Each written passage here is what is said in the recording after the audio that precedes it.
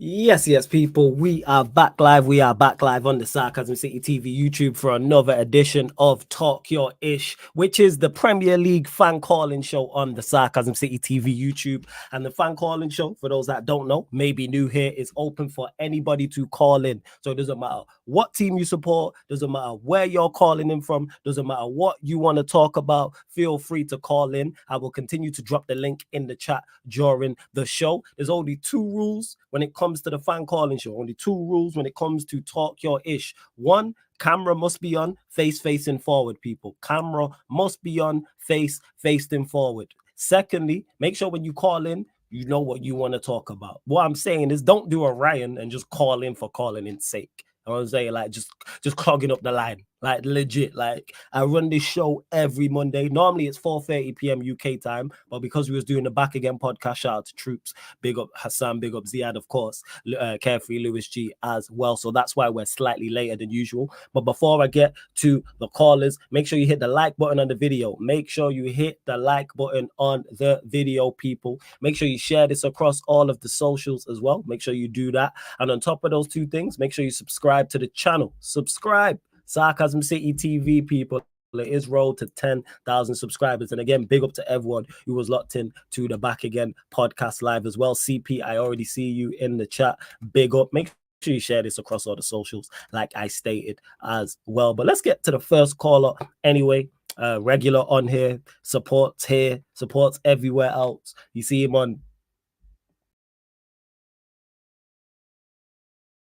I was clicked on something and it took me off. But yeah, let me get to the first caller anyway. Like I said, you see him on a regular basis in the chat. You see him on pro clubs. I see him support him wherever I'm live streaming as well. So we got to welcome Arsenal fan, man, all the way. I always forget. I believe it's Texas. You know what I'm saying? Man like Eli is in the building. Yes, my G. What are you saying?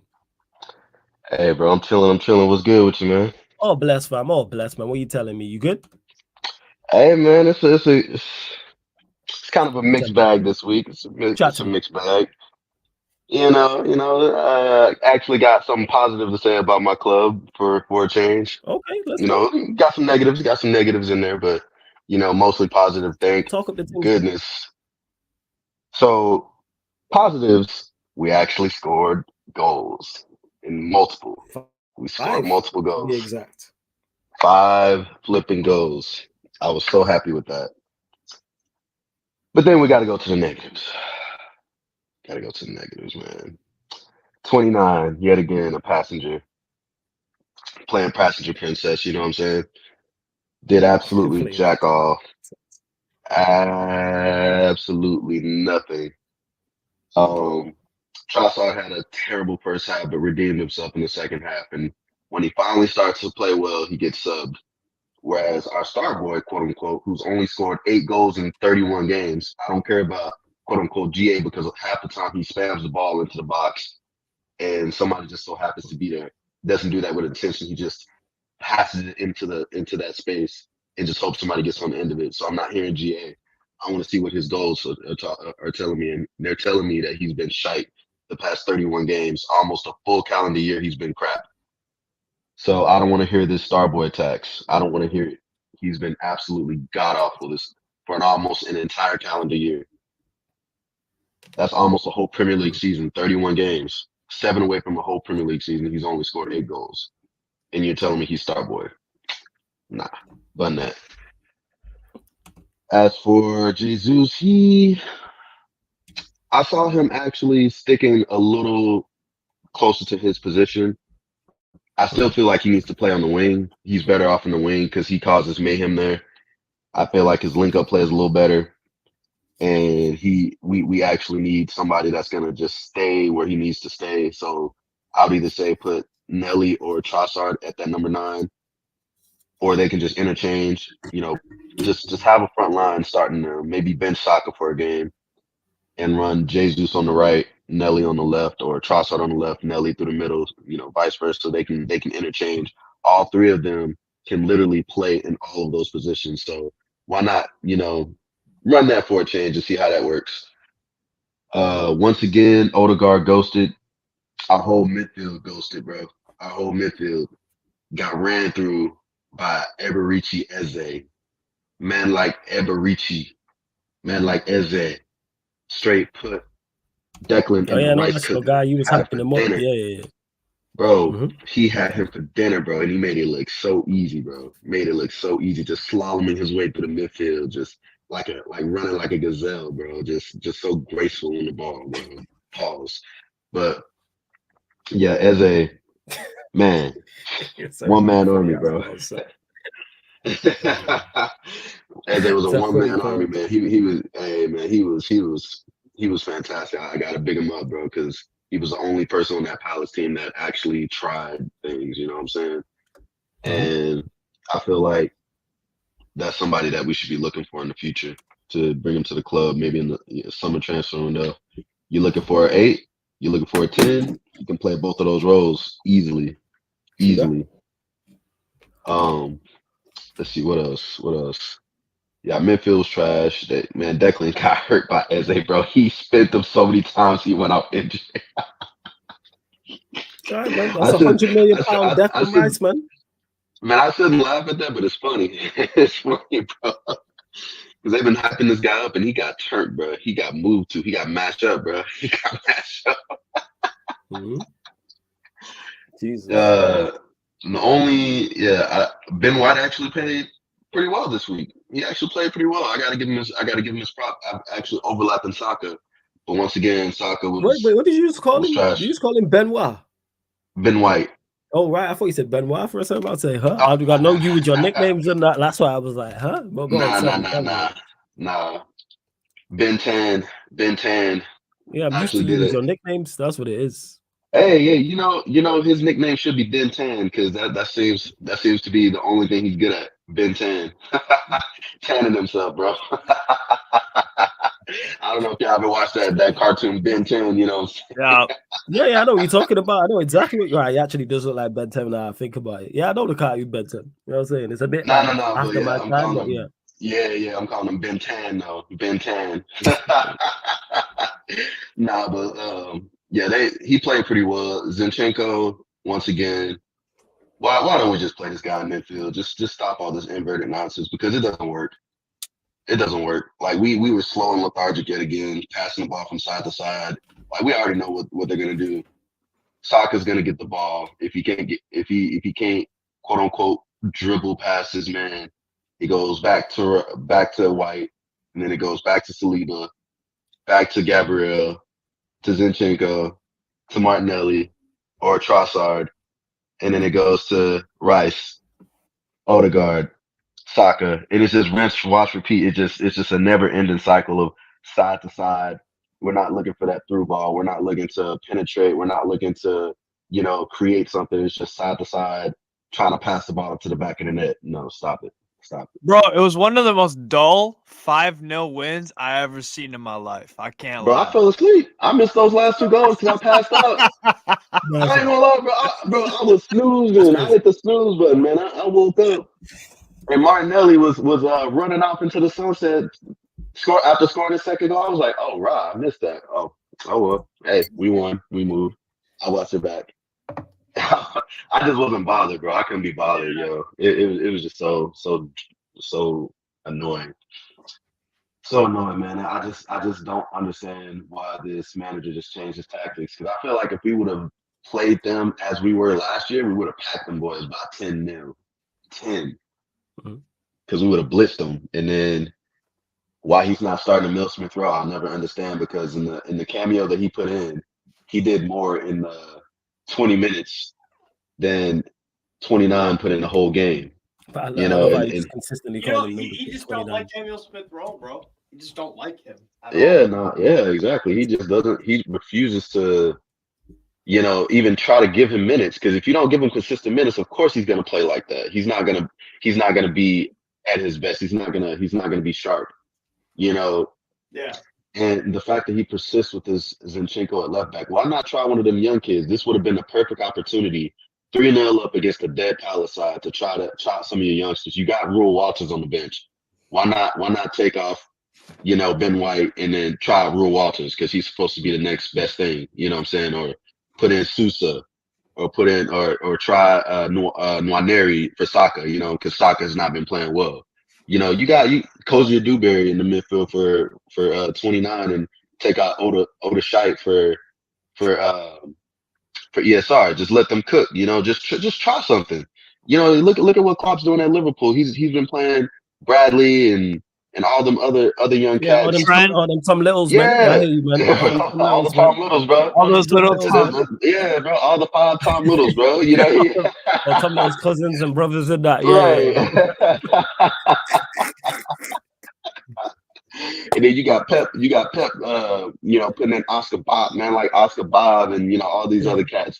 Why not try the young folks, man? Why not try them? You're up Because 3-0. you know why? You know why? Now when Eri was used for a fucking Xbox 360 Oh, yeah. gamer achievement. That's what it was. Yeah, 1000%. 1000%, That's bro. what it was. He was just used for a gamer, a fucking gamer score achievement. That's all he was. That's all he was for. Now when Yeah, man. Oh, Yeah, I it's unlocked. annoying. I played the youngest ever player in the Prem. I unlocked that achievement. It's like this motherfucker trying to run up his gamer score. That's what that was. Facts. That was. And then you got just thinking about it makes me want to throw up. That go on, absolute go on. dog, that absolute dog, Nuno Tavares. Get him out my club, bro. I did see that video. Like, yeah, you know Bro, what? The lesson get him out my we're just gonna just bypass that. Each to their own is all I'm gonna say about that. Get him out my club. Who let the dogs out? Who let the dogs out? Hey,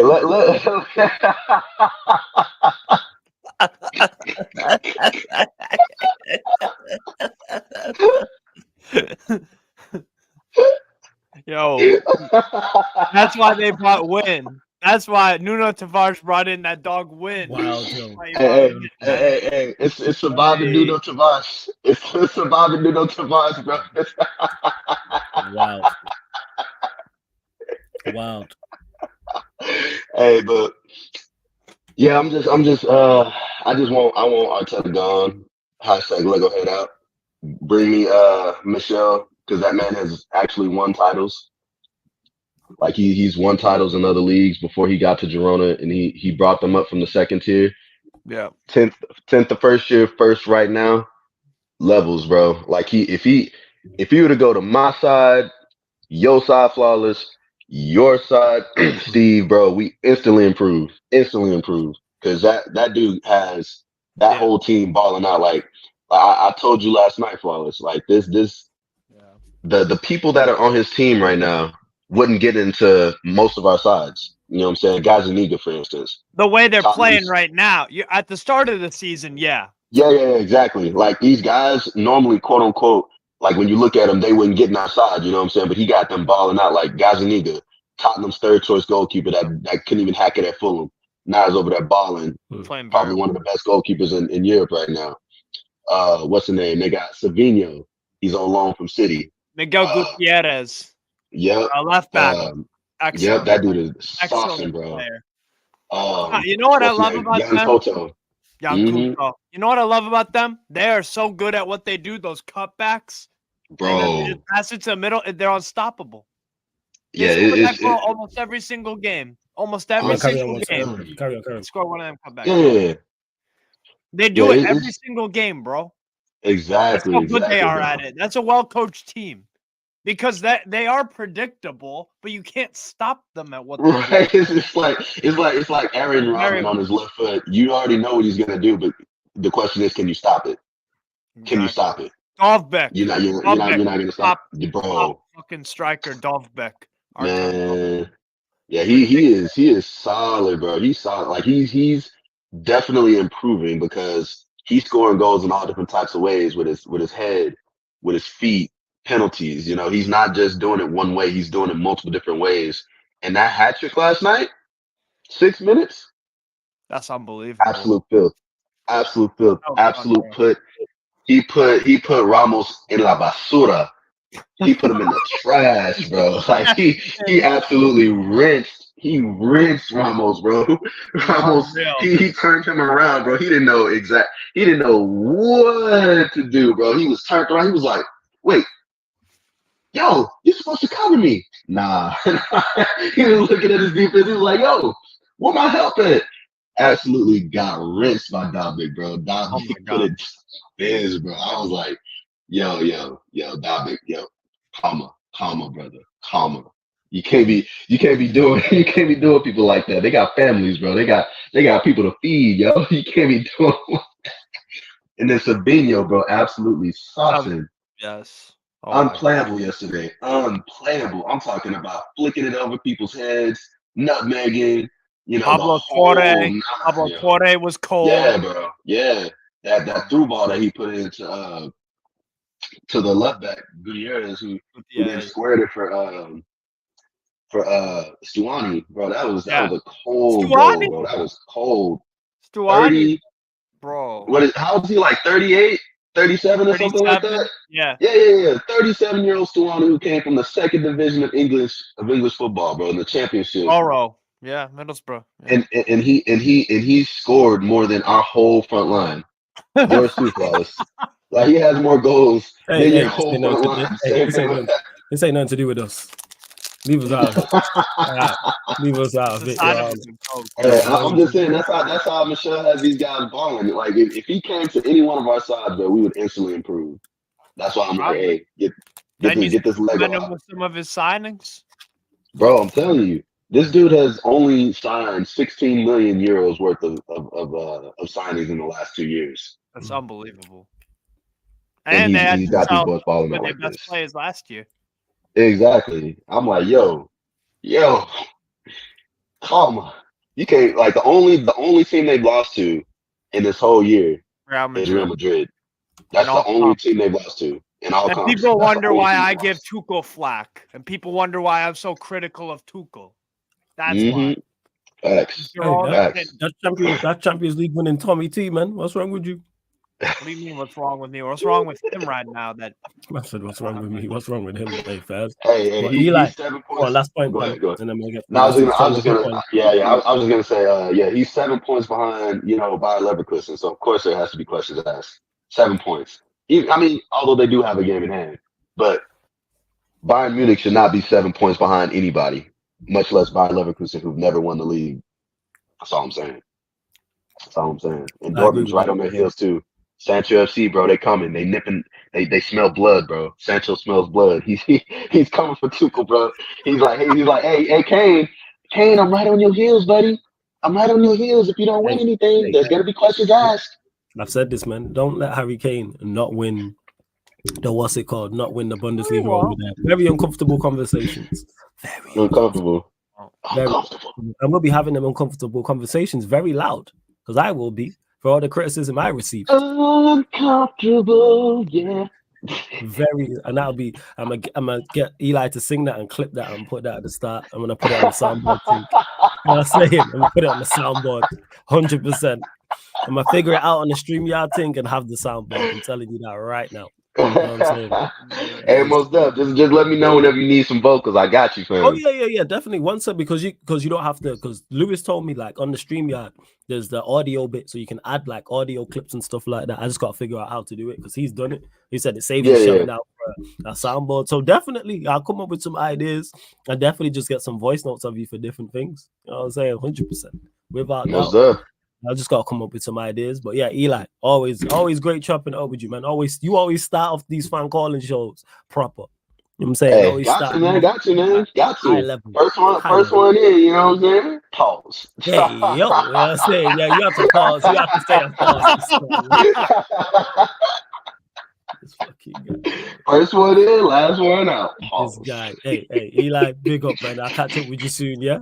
Hey, most up, bro. Every single time. Bless up.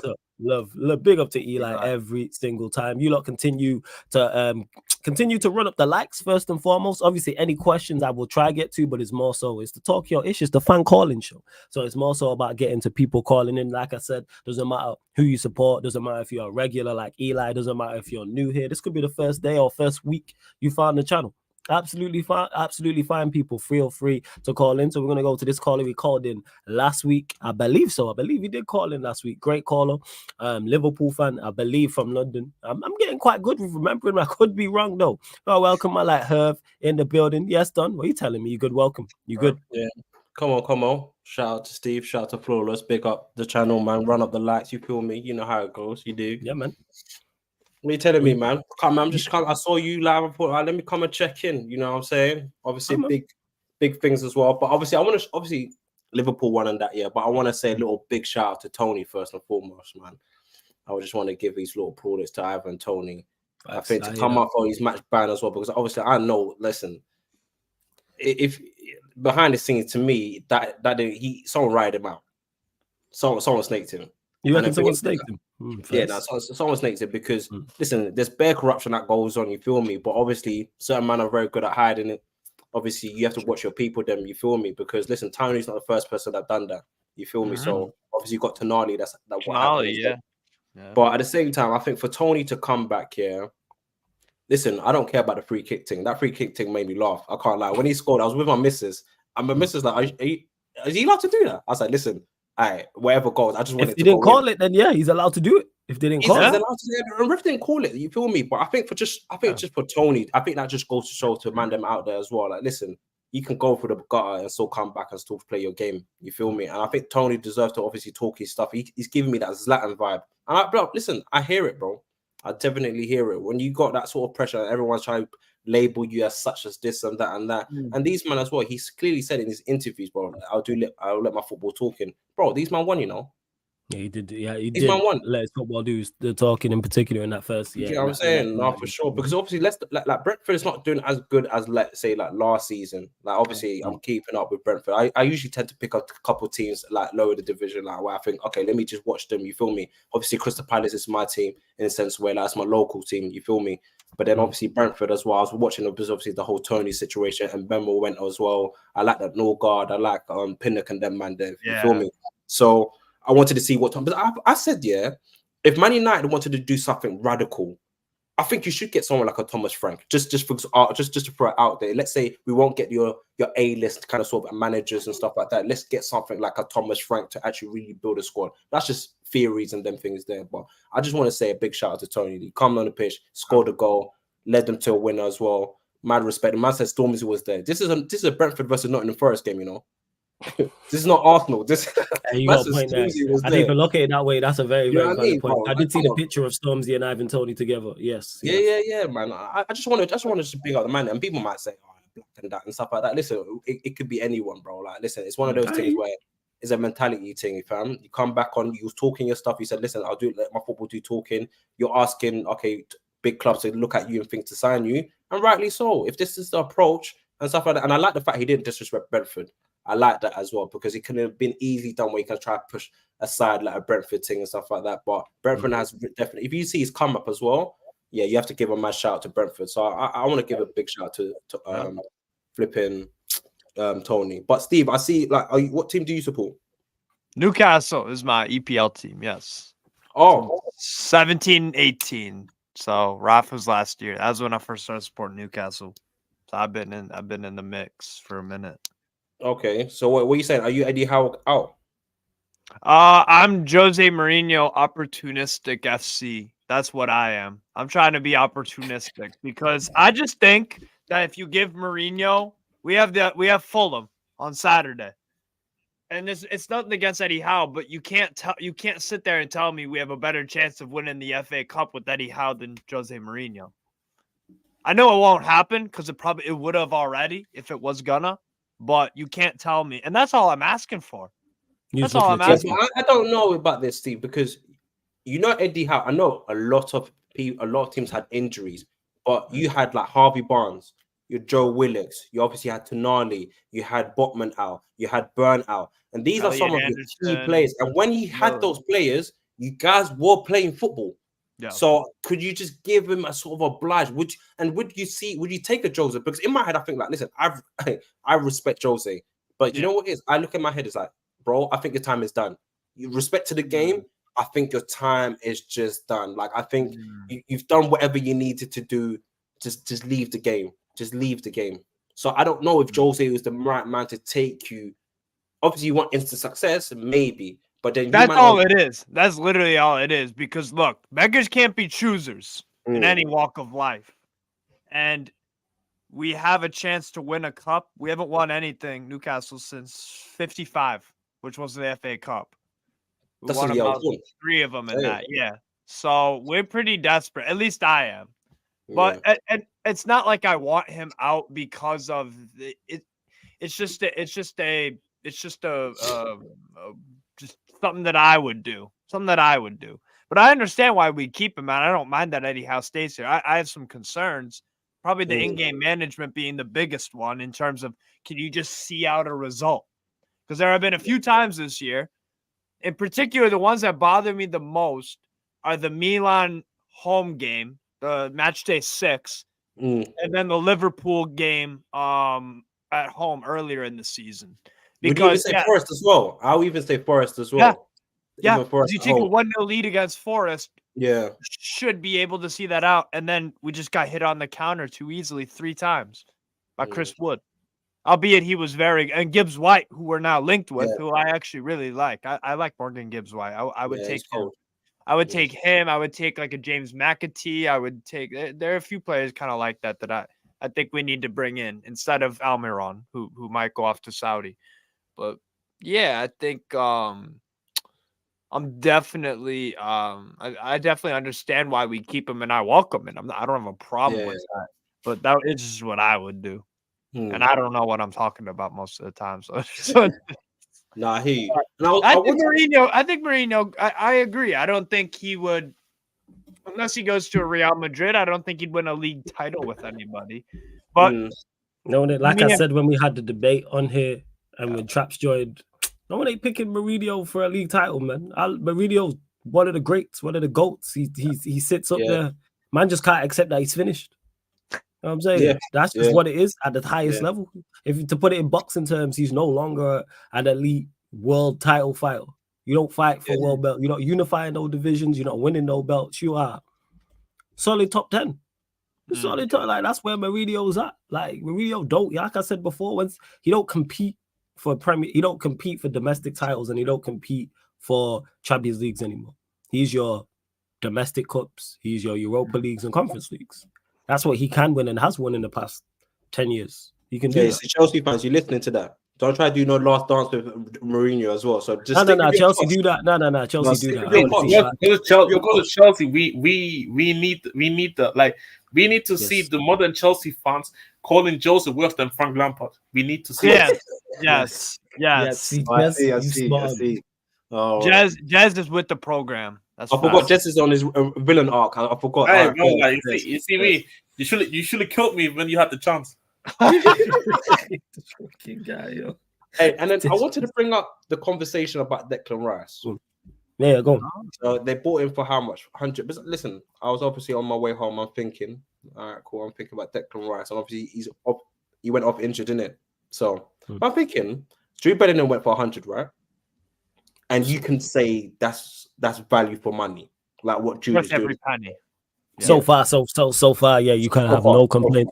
Right? Even though we know the market is fucked with the P's and that, right? We all know that. But let's just go for this argument, right? Yeah.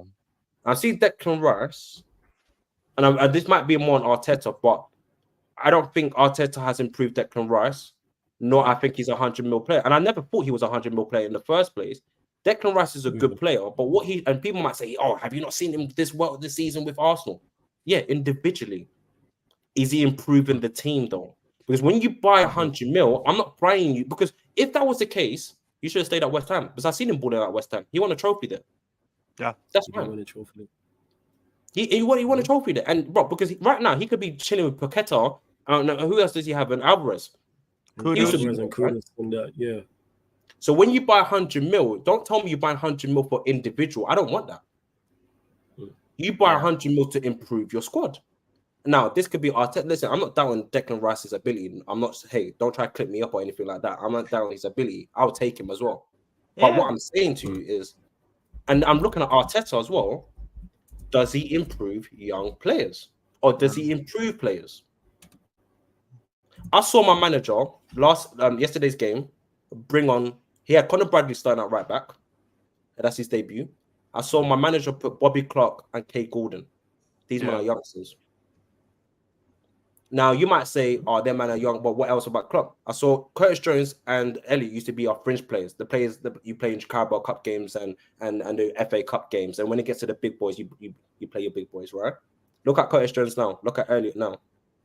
Yeah, they play. They get game time. He's improved. There's no Look at doubt Trent. Klopp has improved young players across the board. Yeah, but I'm looking at Did it at Arteta now. Dortmund. Did it at Dortmund too, and Mainz. Yep, exactly. There's a track And then- record. I remember he got criticized. I think there was a Champions League game. I think they played PSV, and I think they asked Arteta why you not play his youngsters. And this to me, I know he's trying to win. He's trying to win every game, of course, and he's trying to. And I think his arrogance. I think that's why I wouldn't take an Arteta. Not saying that he can't win your league. I think he's just too arrogant and arrogant with no substance. Exactly. Where does the arrogance come from? That's what it is. Where do you get this confidence from to think that you can abandon certain cups for you to have bigger fish to fry? But you're not doing anything. Spot on. I don't get where that arrogance. And then also you'll hear Arsenal fans, not all, but you hear some Arsenal fans talk like that as well. Like, oh yeah, we're looking at other trophies. Like, you are not in a position to be throwing trophies away. You don't win a Premier League or Champions League. Saliba's going to Real Madrid. I could see that. You don't win a Prem or Champions League. Saliba's dust. He's cutting out. Saka. And bear in mind, this is Unai Emery. So, like, listen, I've seen Saka like this. This is the level I've seen. And I think Saka has much more potential. But put him under Jurgen Klopp. Put him under Pep.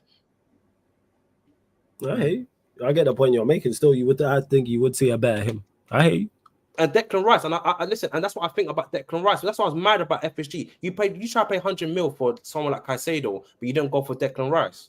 Right. Obviously, I don't know what Liverpool were doing. That's the FSG. I think they were planning. I don't think they had that money. I think they were just trying to do whatever. But listen, the whole point is here, in Declan Rice in years to come, if you don't win your titles and you try this arrogance from Arteta, bro, you're gonna lose your key players, bro. Yeah. And so far, I have not seen you improve a player. There's no one that I can say to me that he's improved. I've actually seen regression. Who? I've seen regression. Oh, yeah. No. There you go. And you want to tell me about this optimism, and you try to say to me about winning the league. I've said it. Last season was the best chance for Arsenal to win this league. And you think you can try to win this league this season? Not because of Liverpool, not because of the City. Look at the teams around you, bro. Every man's improving. Unai Emery got Aston Villa balling. And this guy doesn't play with a right wing. This guy doesn't have a wing, bro. This guy doesn't have a right wing, bro. Sometimes he'll even play Diaby in the 10 in that 4-2-3-1. And then have Leon Bailey. Yeah. So, and then you got other teams improving. So you got to start looking at yourself and think, all right, cool. What's the progression? Because as with Klopp, I can see the progression. Over years, I could saw that year by year, I can see what Klopp was trying to implement. And the form, you got your success out of that as well.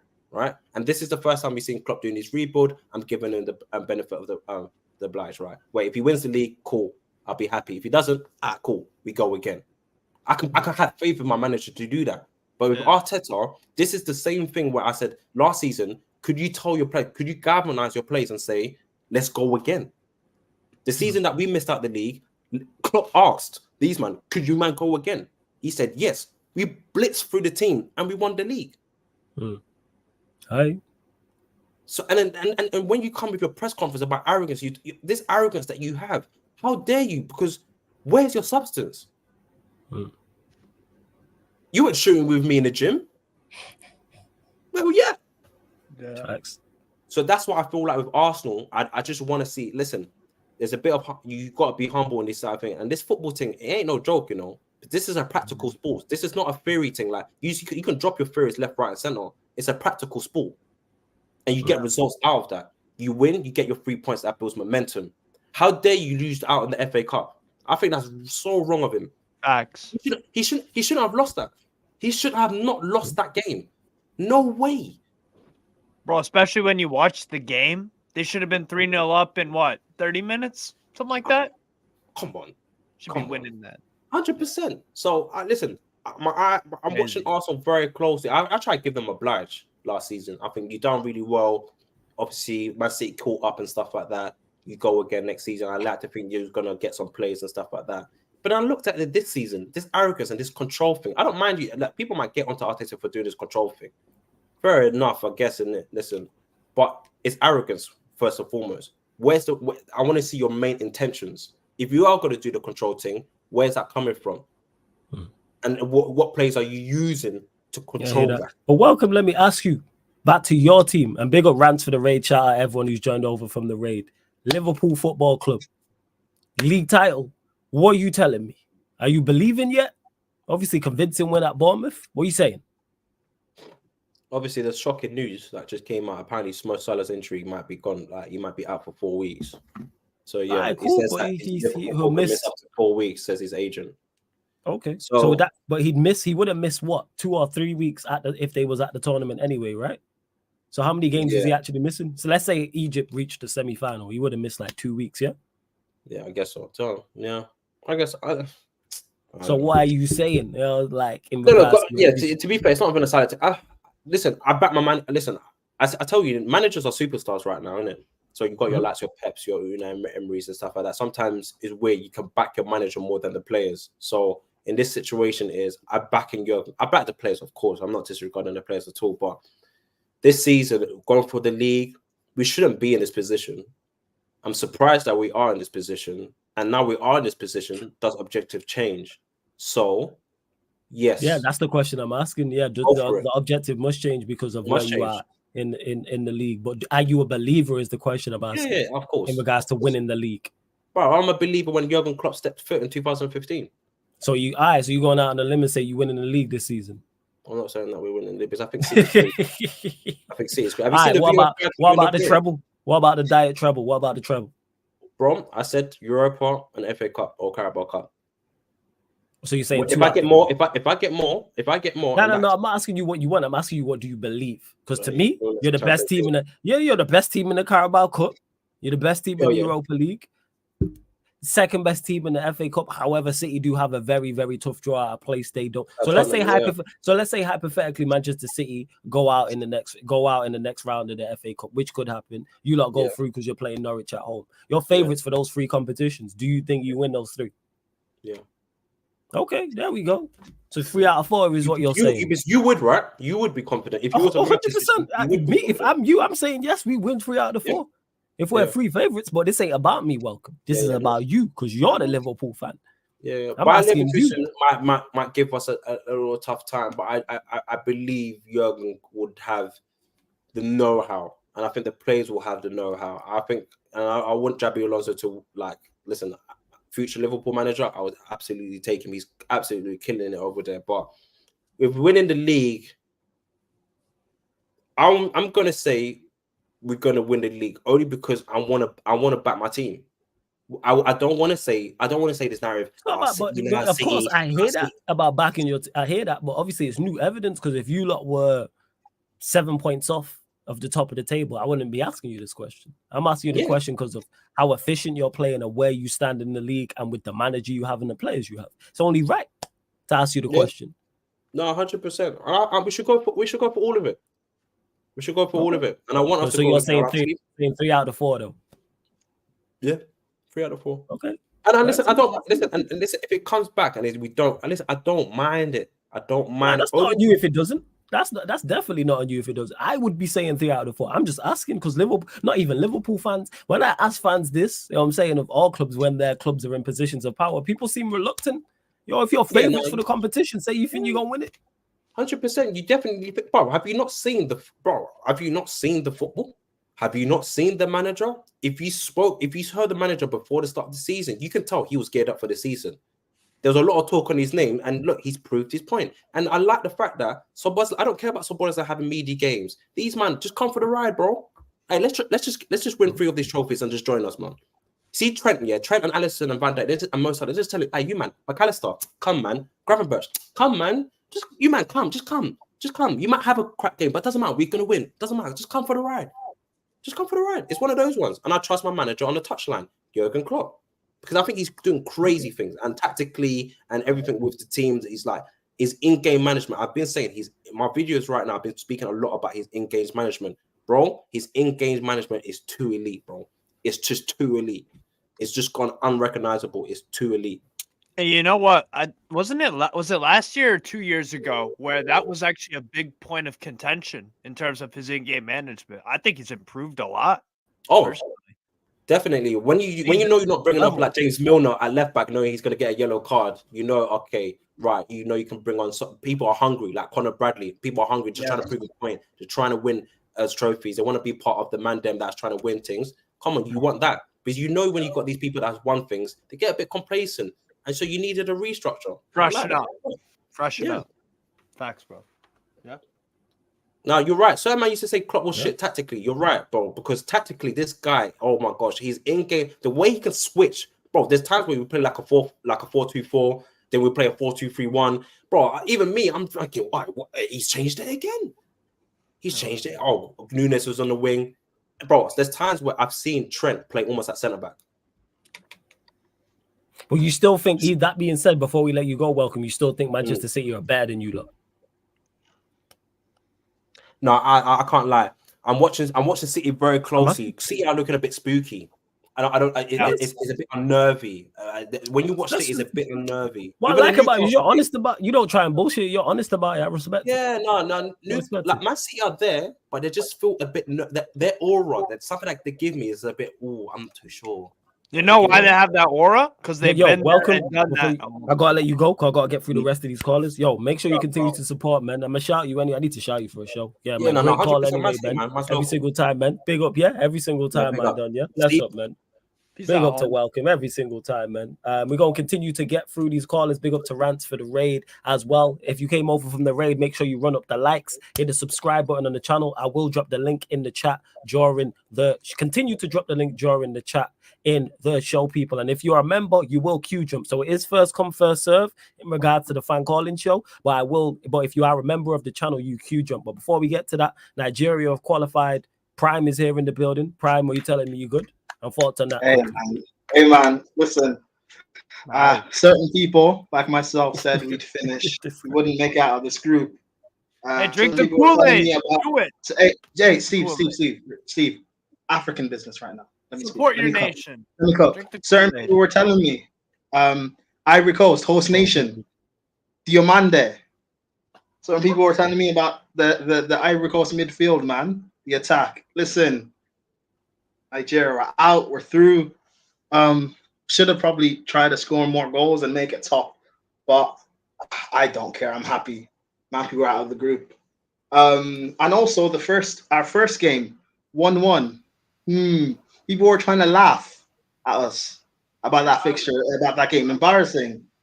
But did we lose 4-0 as host nations? No, we didn't. So listen, Ivory Coast, Elephants, stampede back home, man. Oh no, you are home. Haha, embarrassing. I'm happy right now. Nigerian fans don't drink the Kool-Aid. Like we're still not going to do anything this tournament. But I'm happy that we are at least turning up and performing. I'm happy that we are at least performing. If we're finished second, so that means we could potentially be facing a tough draw. But these players turn up in big games, so who actually knows? I'm just happy right now. The vibes are great. We're about to go live on the Twitch, so it's either Ghana tears or more Egypt tears. So yeah, I'm happy. What's the game going on the app? What's the game going on the Twitch, Prime? Just quickly. It is Ghana. Mozambique, Ghana, and Cape Verde, Egypt. Obviously, because both teams are trying to because Egypt, Ghana, and Mozambique all can still qualify depending on the results. Yeah. Obviously, I can't host the show because I don't actually have to dip now, of course. And I don't know if Victor can host. Flo, is it if you can maybe host it or? I can't because I'm on here, but if you man can't do the show, it's calm. Don't worry about it. Yeah. I'll be watching. Oh, you doing? Are you doing it, Prime? Yeah, calm. Yeah, Prime. Yeah. That's all good. Can no one else join or no? Because I'll be watching anyway. Yeah, are you looked? No, I'm not. I'll send you the details, Prime. You know how to use StreamYard, right? Yeah. Yeah, Brian. All right, cool. Actually, just click on it and I'll send you the code and everything. I'll do it during the show. Yeah, no problem whatsoever. So people, Brian will be there. Maybe I join back on halftime when everything is sorted again. But obviously, people don't listen to Prime what he's saying. This was the same guy who was coming into this tournament thinking that Nigeria can't go through, but Ghana can. And I told every single one of you thought that Ghana is the worst team in this AFCON. I told you thoughts all that. No, they're not the worst team at AFCON. They are the worst team. Don't let these two cool go. Right. So I'm gonna have to dip, but big up people, and I appreciate everybody who came on the watch along. So salute to everyone who was on the watch along earlier as well. Obviously, Jez and Prime was holding it down there. We're gonna continue to get these through these calls. And yo, Nero, you too smart, man. You giving the game away, man. You can't be giving away the blueprint to everybody, man. You gotta be quiet about them. Don't give away the secret formula, my done. You know what I'm saying? But we're gonna keep running through the callers, and we started stateside Texas, then we came London. You know what I'm saying? And now we going yard, then we going Caribbean. Yes, Lex, what are you telling me, my done? You good? Oh yeah, let's go. Yes, Lex, what are you telling me, man? You blessed and everything, yeah? Yeah, man, we're there, man. The background not too noisy. Come here, drive. Yeah. Now that it's calm, we can hear you clear. It's all good. My thing. Yeah, all the man them do everything. All the Newcastle fan. Your name again, blood. Remember your name. What's good? Steve. All right, yeah, man. Oh, what's the on the ends? A Prime or Jez? Yeah, Prime. Jez just. No, I want to do with Jez, blood. Oh, I'm gone. Yeah. Jez never there last time. Yeah. Jez just left and that. But what you telling me? Hey, yo. Go on. Flawless, you. Go on. You remember the calling show when we have this conversation about, and you talk about Arteta and Klopp, and you did willing to have the conversation. And then the other day, you see the clip from the senior. The other day, you did the show. Yeah, I'm fully aware of what I said. What did I say about? Yeah. What did I say about? Yeah, I didn't understand the correlation. What did I say about Klopp and Arteta on the show, on the fan calling? What do you mean you know understand? Because you did that. You said on the calling show says a conversation that is necessary to be had with Arteta and Klopp to say, yo, the fact that Arteta, Go on. What about who was better? Yeah. No. But then no. I didn't say that. I said no. I said if Arteta wins a league title, then we're looking at Klopp funny. That's the difference. All right. Yes. But at the same time, you did willing to have the conversation, right? What if on the other stream you say is a conversation we shouldn't even approach? No, but again, you're mixing up two arguments. So what I said on the show was because what I said I remember what I said on the fan calling show. What I stated was that if Arteta wins a league title, we're looking at Jurgen Klopp funny. What I stated on the clip that you sent me is the conversation. It shouldn't be a conversation between the two right now. Because I was talking about what I was talking about on the clip you sent me was about Klopp having money in the bank and having credit in the bank, which he does. But that credit has to be running low, is my point about Jurgen Klopp. Because it's been almost half a decade since he's won a major trophy. So I just want to know when the questions are going to be asked. I don't even think he should be sacked. I've never once said that. I just said, when's there going to be a conversation in regards to Jurgen Klopp? If he doesn't win a league title this season, which I don't think he will, and you're not in the Champions League. So when are we having a convo? That's all. When is it okay to question him? That's all I have. Bro, right, for now, we have to hold off on the argument there, dog. Is it? But I agree with you. If about Klopp. Wait. So hold on. So you don't think Klopp can win the league this year? Think? I don't think he wins the league this year. No, you're the second best team in the league, though. I've said this. Me and you agree on that. You think you're yeah. To some extent. So I think to some extent. It's not to some extent. You think you're the second best team in the league this season, and I think you are too. Why is that such a wild statement? Forget that. I mean, no. But I feel like it's possible still. Yeah, of course, because you have to believe because you're a Liverpool fan. So I get that. No, no, brother. Listen, you know my company. I say, yo, we don't stand a chance. Me tell you that if we don't stand a chance, we don't stand a chance. But you do stand a chance because of the manager you have and the players you have. So you do stand a chance.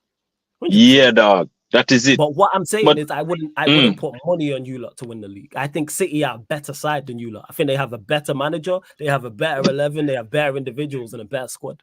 So that's why they'll win the league. I could be wrong. You know what I'm saying? But I said this. You lot are annoyingly efficient. That's what irritates me about you lot. Annoyingly efficient. Like I can see. Yeah, bro, and we can get a tune out of shit players, you see me? Yeah, 100%. But that's Klopper general, is it? Yeah. Without doubt, 100%. Although sometime in piss me the fuck up, but that is another story, is it? But yeah, man. So wanna say, wanna get a new man, wanna get a CEO. That's up.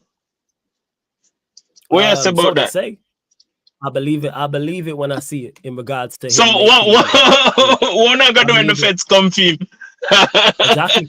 That's the type of thing. One them say, Omar, my bumper clot. When the feds come knock and say, yo, 115. You have about 70 of them MG.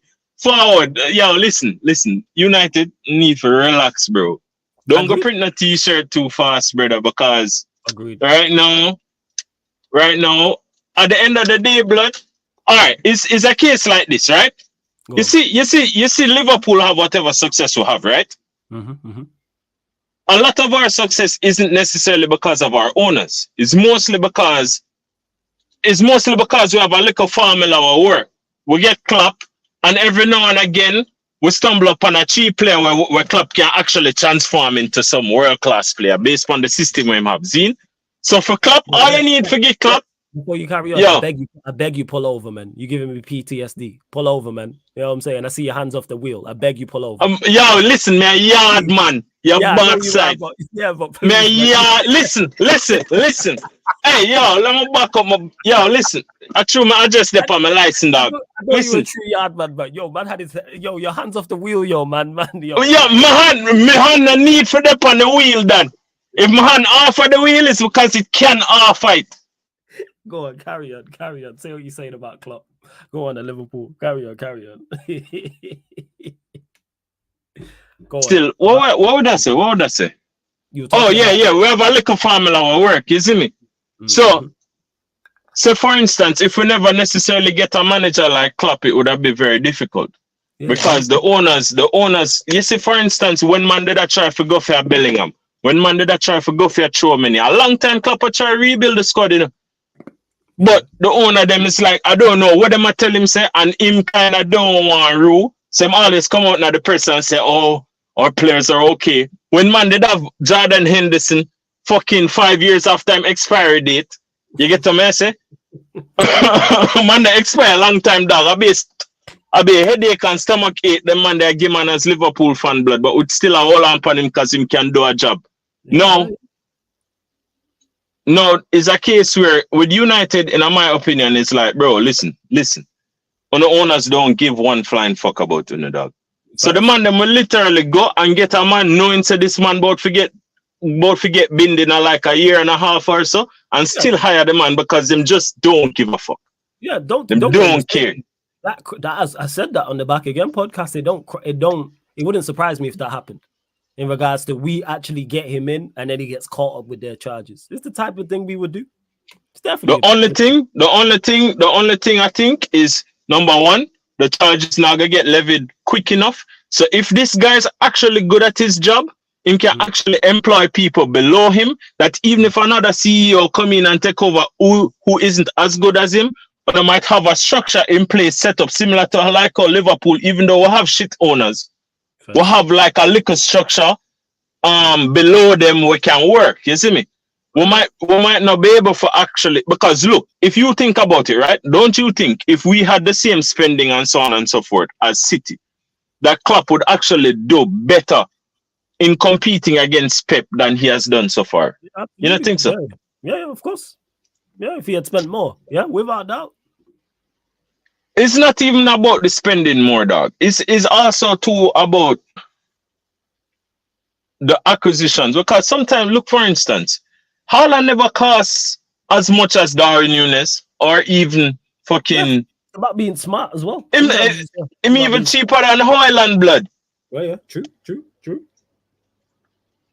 And it's a case where it's a case where like, bro, I don't know, but for right now, I'm gonna go and enjoy it because I don't even have to worry about United. Yeah, thanks, man. You got to worry about City, man. That's you lot. You know what I'm saying? I leave the elite stuff to you lot. You know what I'm saying? The major trophies. Well, major trophies. But yeah, dog. But then on always one chat shit. Who chat shit about what? What did I chat shit about today? They always try cook one side and no go on good, dog. Why are you so? Why? Like if we slip up and lose on one game or make a mistake and draw with Arsenal, for instance, you're Liverpool this and Liverpool that. But brother, yeah, I do that because you know why? Because you're the same as me. You a troll. You know what I'm saying? And that. Like that's what. Me and a troll. Listen, don't bother with that. Oh, listen, false accusation, referee, VAR, bro. Man, I tell lie, Pamela. It never happened like this. You know why? It's in our DNA. You closer to it. You know what I'm saying? And obviously, listen, man. I'm of Yardman descent like yourself. It's in our DNA, man. We jokers. You know what I'm saying? And that's what it is. We troll. Hey, listen. You don't mind if it's Troops, Jimmy. Look at all the Jamaican content creators or people of Jamaican descent. We all troll. You know what I'm saying? All of us. We all run bands. You know what I'm saying? Whether you're there on the island or whether you're of descendant. You know, it's just in the DNA. Look up. I want to tell you something to you. I find a local bar because my company will sell beer. So I find a local bar where have actually Liverpool members, dog. Love that, man. And them watch the game them on weekend and them thing there. Yeah. But them British man they drink too much, dog. Yeah, they must. If you as soon as you finish one bottle of beer, brother, it's like the man them say, "You want another one? You want another one?" Yeah. Because them Irish to dog. They will say, "You want another one?" Very hospitable people, man. They will make sure you are good. You know what I'm saying? Yeah. General them still for real. Yeah. They make sure the things you want to talk about them man. The man them not that bad, brother. On the my G. Oh yeah, like you understand with you lot are a good side. You have a very good manager. You have very good players. You are competing in regards to the Premier League for it. So what comes with all of that? Heavy is the head that wants the crown, man. When you are at the top or aiming to reach the top, you're gonna get shot at. Like that's just what it is. So you lot can't stumble. You know what I'm saying? Don't stumble. Yeah, dog. You're on for a quad. No, but I feel like we need a baller right now. Who? We need anybody that just in our world football in general. We just need a footballer where we can pile a man more on. Huh? Wait, say? Who? I said, do you want Conor Gallagher? No, man, you're good, man. Listen, hear me say, sell him to Arsenal or Man U. Yeah. Preferably Arsenal. No, Jurgen Klopp rates Gallagher, though. Hey, listen. First of all, say Gallagher would work in our system, though. We just put him in at the Hender role and take some bus like out of the Hender role. Now we're nice. You what? So get him. You know what I'm saying? Listen, Lex. For free. Gallagher is not disciplined enough to play that Henderson role. He is not disciplined enough. No, dog, listen. When Klopp we cut him 2 bucks and you see when the fuck him, the maga discipline then. Listen.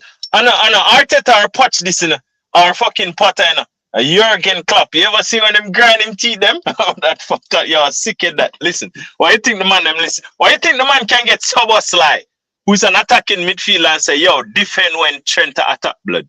And the man have to do that. Connor which Gallagher? Some dead, but for be honest with you, good luck, yo. You know what I'm saying, if you lot continue to play this way, not play this way, but you lot continue to get results, say pick up the performances. Is there gonna come a point where you believe when you're like, listen. You see, at the end of the season, Darwin Nunes have about 25 goals and about 15 assists that go on all competitions. That's not what I asked, man. And everybody else have like double digits in assists and goals, then all right, maybe. Because that fucking Nunes, dog. That fucking Nunes. The man annoying in the dog. I hear you, Lex, but that's not why I asked, man. I didn't ask about Nunes. We all know about the frustrations of Nunes. I'm asking if you continue to improve in terms of performance, if you continue to pick up results, you continue to be. And that's me operate. No. And that's me operate. So if or when we actually do it, so for instance, by some chance, we'll go for a quadruple again this time, but only this time it's not the chance. I think there is a likelihood that we might actually get it. You get the message? For a quad. Don't get mistaken. It's the baby quad, but you're on for a quad. The baby quad. Oh, no, I missed It's the baby quad. Why are you laughing, Prime? This guy. Hold on. Baby I messed this up, dog. Baby quad. Did not go through my headset again. Yo, it's all good, Lex. Like, it is a baby quad. That's no disrespect. Baby quad, dog. What do you mean, man? Would I take a baby quad right now? Because 100%, I was legit just about to say we was yo, on listen, baby treble last season. Like, I'm all for it, man. First of all, man, don't know nobody where even have a baby quad, so me take that. Yeah, man. Baby quad is not a shot. Like, it's just Prime laughing. That is a shot. That is a shot, baby quad. How is it a shot? So Prime, is it or is it not the baby quad?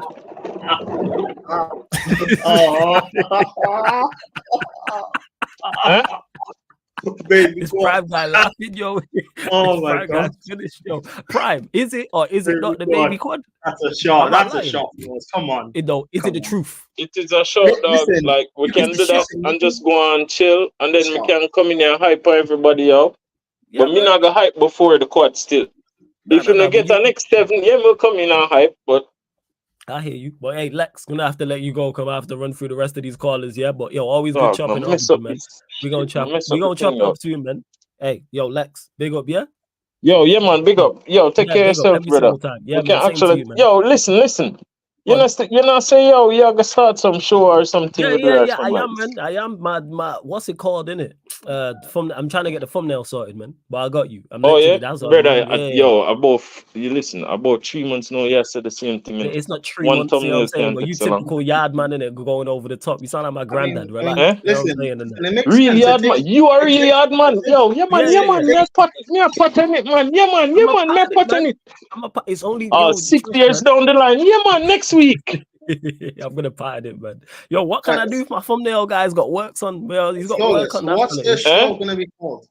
Tell the thumbnail guy say, yo, we have an extra money for him if him deal with it faster, dog.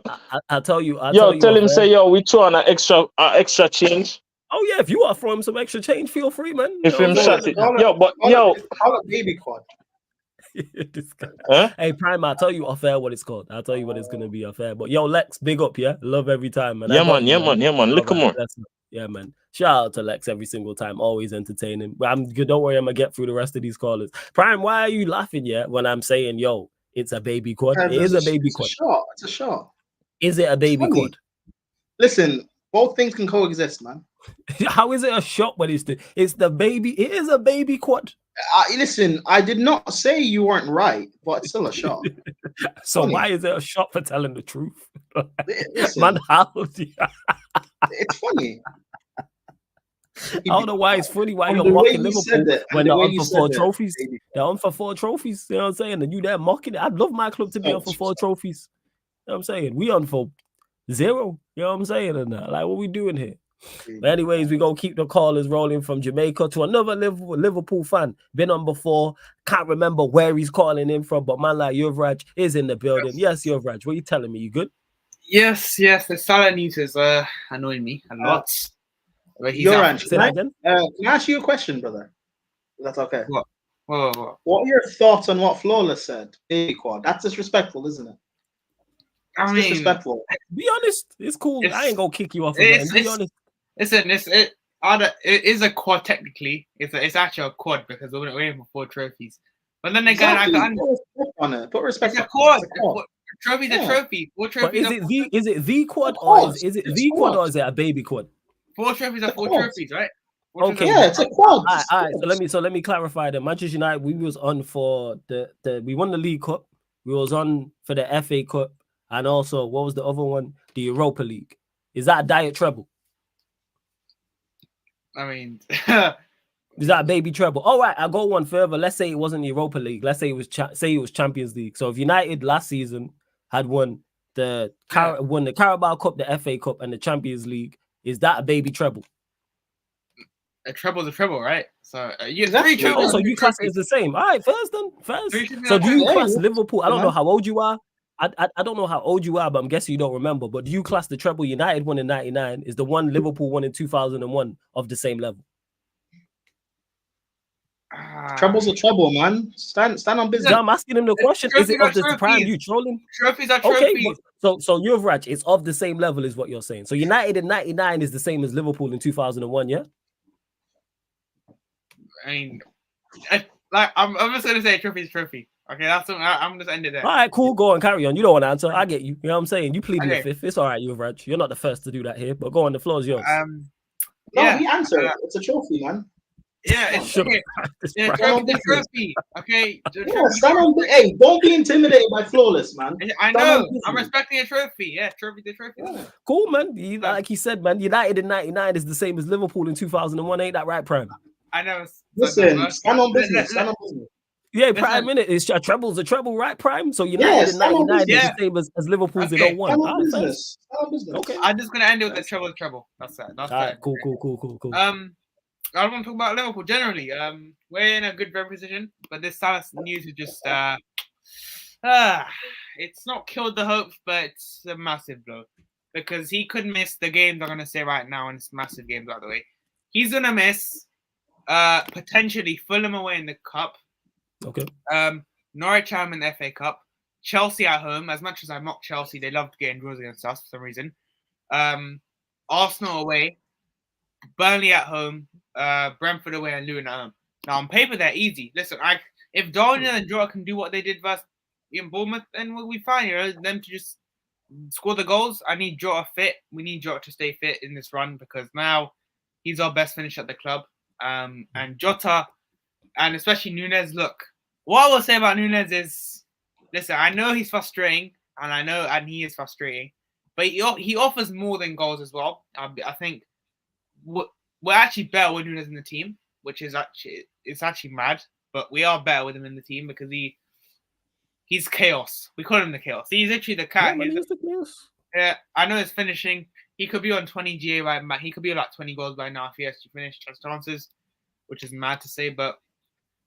Look, Bournemouth away yesterday. It was a comfortable game, I think first half was tight. Second half, we stepped up a notch. We battled for Bournemouth away.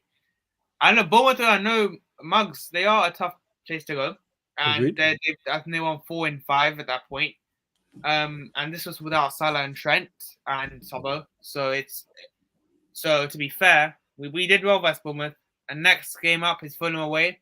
Carabao Cup. That'll be a tough game. Only a 2-1 lead, so it's not going to be.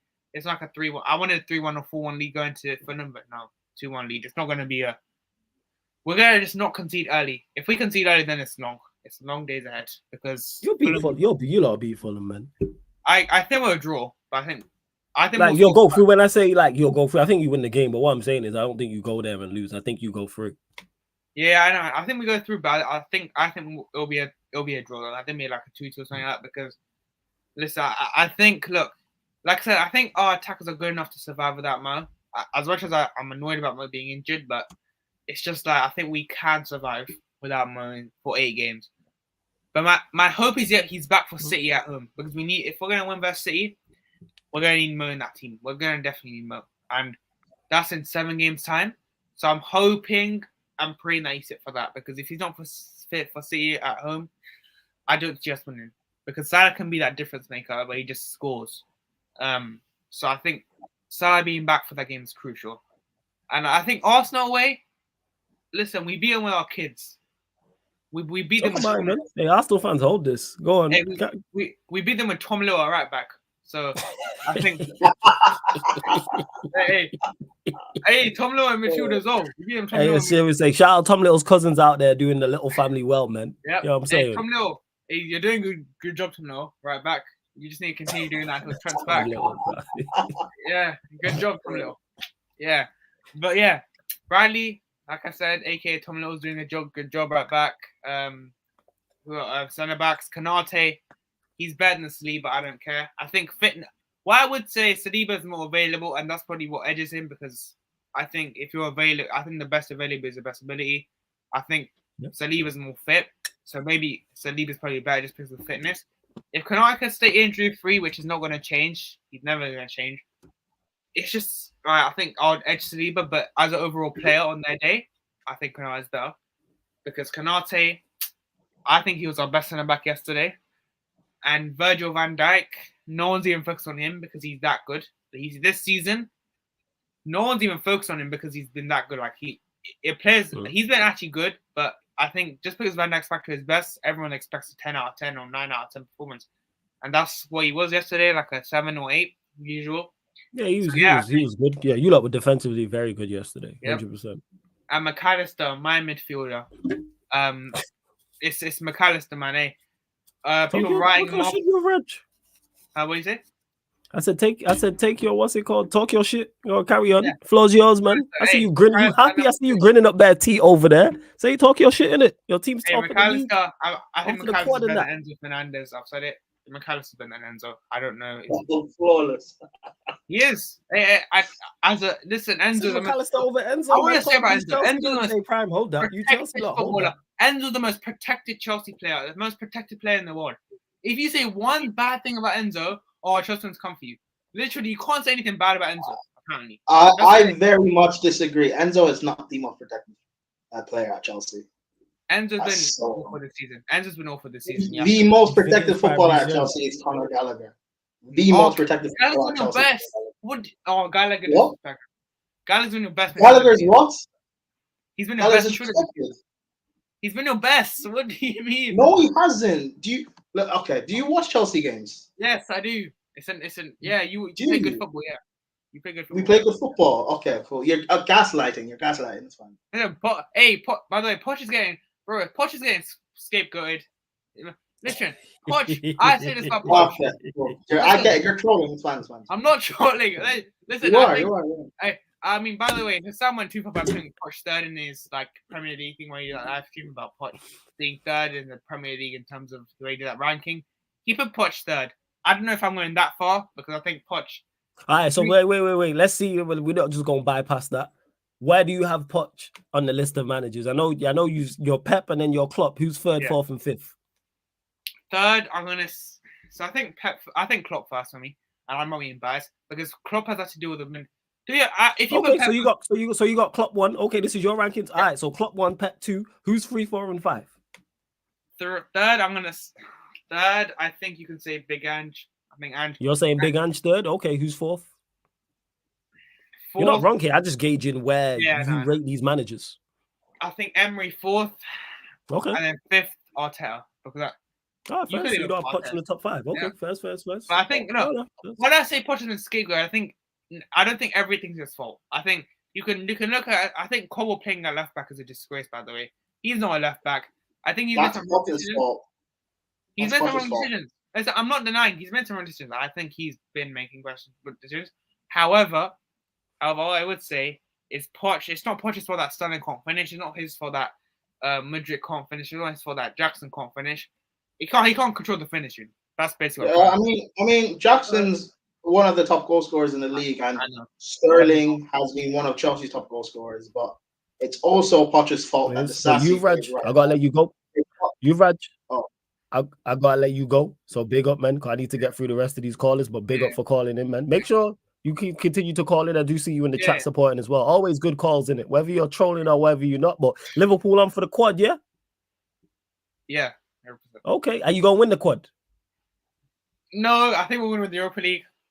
I think we'll win the Carabao Cup and maybe the FA Cup. But I think we'll and then fall short in the league. All right, first. Wait, so you're gonna be Super Pochettino? Interesting. Fine. When I say Pochettino's scapegoat, I mean, listen. I think just fans blaming him all the time. It's not just his fault. He doesn't get blamed all the time, but the reason why we are this low in the table is because of Poch. Okay, definitely by the way, Middlesbrough, please do something tomorrow night. Hey, Middlesbrough, tomorrow night I need you. If you can, I want an easy final. Okay, Fulham, we need to beat Fulham first. If we beat Fulham, please, Middlesbrough. I just want a simple final. No draw on penalties. I hate Chelsea when they just give us a draw, because I'm guaranteeing the Anfield will be a draw. 1-1. It's written. First, you've Raj. Hey, big up my Don every single time. Where you calling him from again? Is it London, right? Yeah. All right, big up to you, Yuvraj, every single time, man. Bless up. Hey, shout out to Yuvraj, man. I love these fan calling shows. They're great. Always get new callers, and obviously the regular callers like Yuvraj. Continue to run up the likes, though, people. Whether you're watching this live right now, run up the likes on the video. Make sure you hit the subscribe button as well. To Jabadi, who says, "What's up with all these Liverpool?" Like, that's who's calling in. The link is in the chat. Like, that's why Liverpool fans, they got a lot to talk about. If I was a Liverpool fan, I'd love to be on all up on fan calling shows, talking football as well. And if you lot are on clubs, I'll be on in about an hour. Let me know, H, you is active, because you said there, YG, you, Will, Grim. Let me know in it. If everyone's on, I will jump on. So let me know. But we're gonna go to our next caller, making his debut on the channel. Actually, making his debut. So I'm not sure who he supports or where he's calling him from. But big up to my like Omar B in the cut. Yes, my guy. What are you telling me? You good? Hey man, what's going on, fellas? Can you hear me? Yeah, I can hear you, man. Where are you calling in from, and what team do you support, my guy? So I live in America. I'm actually in Atlanta, and the team I support. You say Atlanta? Yeah.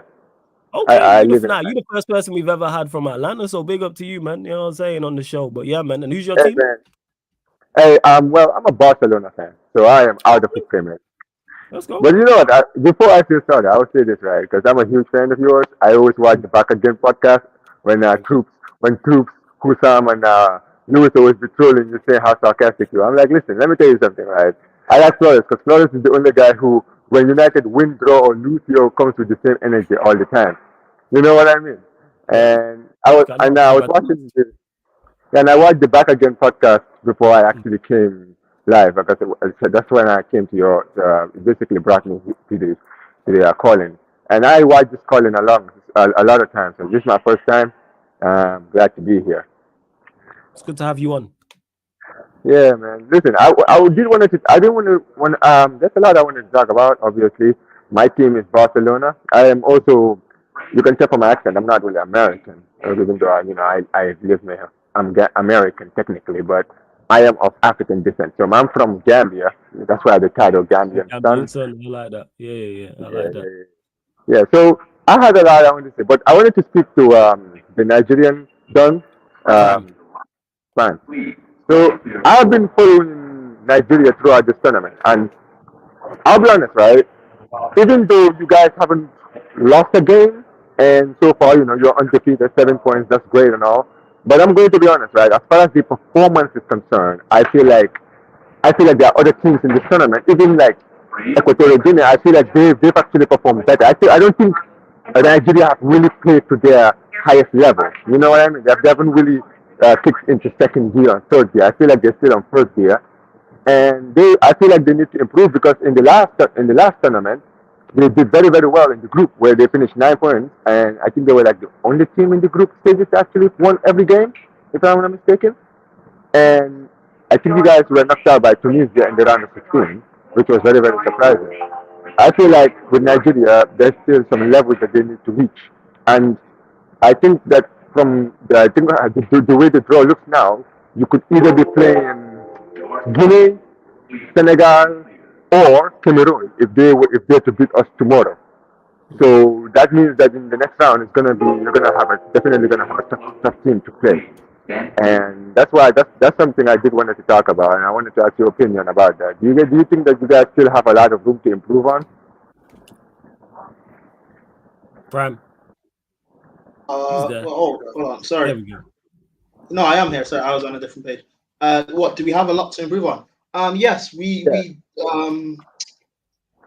our attack doesn't look good in terms of being able to produce goals consistently. Going into the tournament, I was very worried about our defense, but these past 2 games against Ivory Coast and Guinea-Bissau have showed me that they can be resilient and they can defend. But in terms of our attack and going forward, it is quite underwhelming. Osimhen, though he has scored and won us a penalty, there are times that he misses. Even though we don't create enough chances for him, there were times in the Ivory Coast game where he should have put a couple of the chances away. But everyone else, on a creative sense, going forward, Samuel Chukwueze has vastly underperformed. Ademola Lookman, he looks good. Moses Simon looks good enough. Alex Iwobi plays deep in midfield instead of playing further forward in order for us to create. So there's the imbalance in the team. I don't see us flawless, Moses. I don't see us being as anywhere near one of the favorites, because if we have to face, say, a Senegal, or we have to try and break down, Morocco, I don't see us being able to do that consistently. But I'm happy that we're out of the group and we just take it a game at a time now. Yeah, and you know what? I'm gonna be honest, because I do understand where your worry comes from. But for me, I did expect more from Nigeria, especially when you look at your attack. I know you're not. I know like there's other attacks in the tournament that are better, but I think that on paper, Nigeria do have one of the best attacks in this tournament, right? Like you just mentioned some of the attacking players you have, and like the creative sense. And you're right about Osimhen, and I feel like that is why Boniface is actually a very, very huge miss for Nigeria, because he got injured before the tournament started, right? And you can see with Osimhen, especially in this tournament, he's really been exposed in the amount of chances he misses, which is going to be very important for like the tournament, because right now he's been missed in the Premier League, right? Like things like Chelsea, right? I'm sorry, it's a little loud. I'm inside the elevator. I hope you guys can hear The background noise is a bit. Yeah, the background noise is just a bit loud. That's all. No worries, Omar. Okay. You know what I'm saying? Okay. Yeah. I was inside the elevator, and people are just. Anyway. Yeah, it's all good. It's all good. Go on. Say your last point, and I'm gonna get through the rest of these calls. Go on. Yeah, go on, man. No problem. So the thing I was saying is that with Nigeria, I feel like with the attack, they're really missing Boniface, because I feel like Osimhen, he's really been very, very.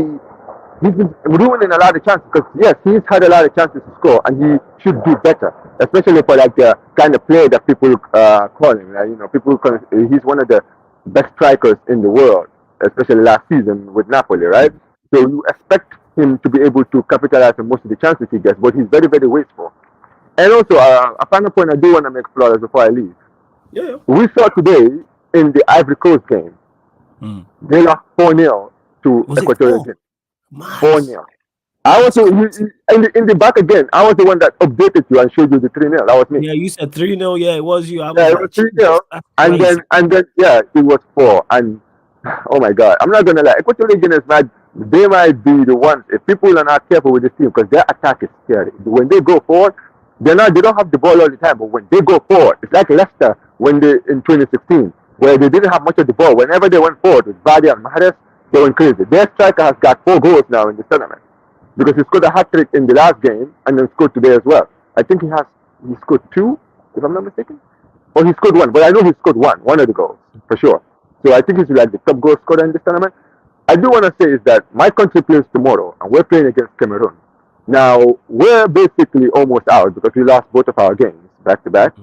But with the way Ivory Coast lost today, they're actually in the back burners at this point, because let's say if we were to stun Cameroon and we beat them by 2 goals, then that means that we will be ahead of Ivory Coast in like the coefficients for teams that can qualify. Yeah. So I'm looking at this now, because before today I didn't have any hope, because I thought that Ivory Coast would win with the home advantage. But the fact that they lost, and it's the way that they lost as well. Their loss is massive as far as goal difference is concerned. They're now at -3 now, right? And you'll beat Cameroon. Gambia will beat. And that's the thing, because I'm not going to lie. I've seen too many holes in the Cameroon defense, and we are that team where in the last tournament, if you watch us, all the games we won, we were extremely good at defense. And I think that a lot of teams have understood that in this tournament, where they realize that, listen, we can't let Gambia score first, because when they score first, their defense is scary. Like they tighten up, and we are just, you know what I mean. So in the Cameroon game, what was that? No, I agree. I agree with you. Yeah, go on, carry him. Yeah. So I'll be honest. Obviously, we are the underdogs tomorrow, and nobody's expecting us to win, especially the fact that we've lost both of our games now. But Cameroon tomorrow are gonna come out trying to win, because they lost their game against Senegal. So I'm wondering like how we're gonna set up tomorrow. It's gonna be very interesting because I feel like in the Senegal game we were very expansive and we created a lot of chances, but because of that we lost very heavily.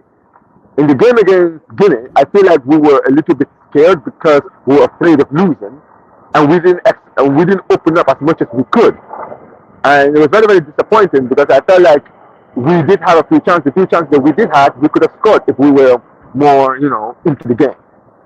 And unfortunately, we lost. So tomorrow, I'm wondering what the coach is going to set up tomorrow because we're basically already out. So maybe he might decide to just go for it and just say, you know what, listen, that's it. Let's see what we can do. Right? If we can win, it depends because all the other groups are still open. Anything can literally happen. Right? We could end up snatching a 1-0 or a 2-0, and then just by the grace of God, we somehow fluke our way out of the group because 3 teams can get out of each group. Now there's 24 teams. But this Africa Cup of Nations has been very, very, very, very, very, very interesting. This tournament, a lot of people are not following it, but people need to follow this tournament because every game, the team that you expect to do well, apart from Senegal and Morocco, who even Morocco drew yesterday when everyone expected them to win. They drew against DR Congo yesterday. Against Congo. And look at Tanzania yesterday against Zambia. They almost beat Zambia. Zambia literally scored an equalizer in like the last 2 minutes of regular time. Right? Namibia beat Tunisia. We have Cape Verde who already qualified, but they're playing Egypt. And if Egypt don't win, they could potentially be out too. Ghana also could be out if they lose to Mozambique. So this tournament is crazy right now. Like there's been too many shocks in this tournament right now, and we saw one today with the Equatorial. I mean, who would have thought today? Come on, of God, I was surprised about that. Very, very surprised. Yeah, but yeah, this tournament. That's the thing I always say about AFCON. Like, it's not like your typical international tournament. Yeah, I'm always talking about people that should always tune in and watch. The expected favorites aren't always. It's not always a straightforward. I'll say this, right? You see, when it comes to African football, I feel because there's a lot of international tournaments that happen, people don't watch the Africa Cup of Nations. Also, it's played during like the season rather than in the end of the season, where people can watch international games, right?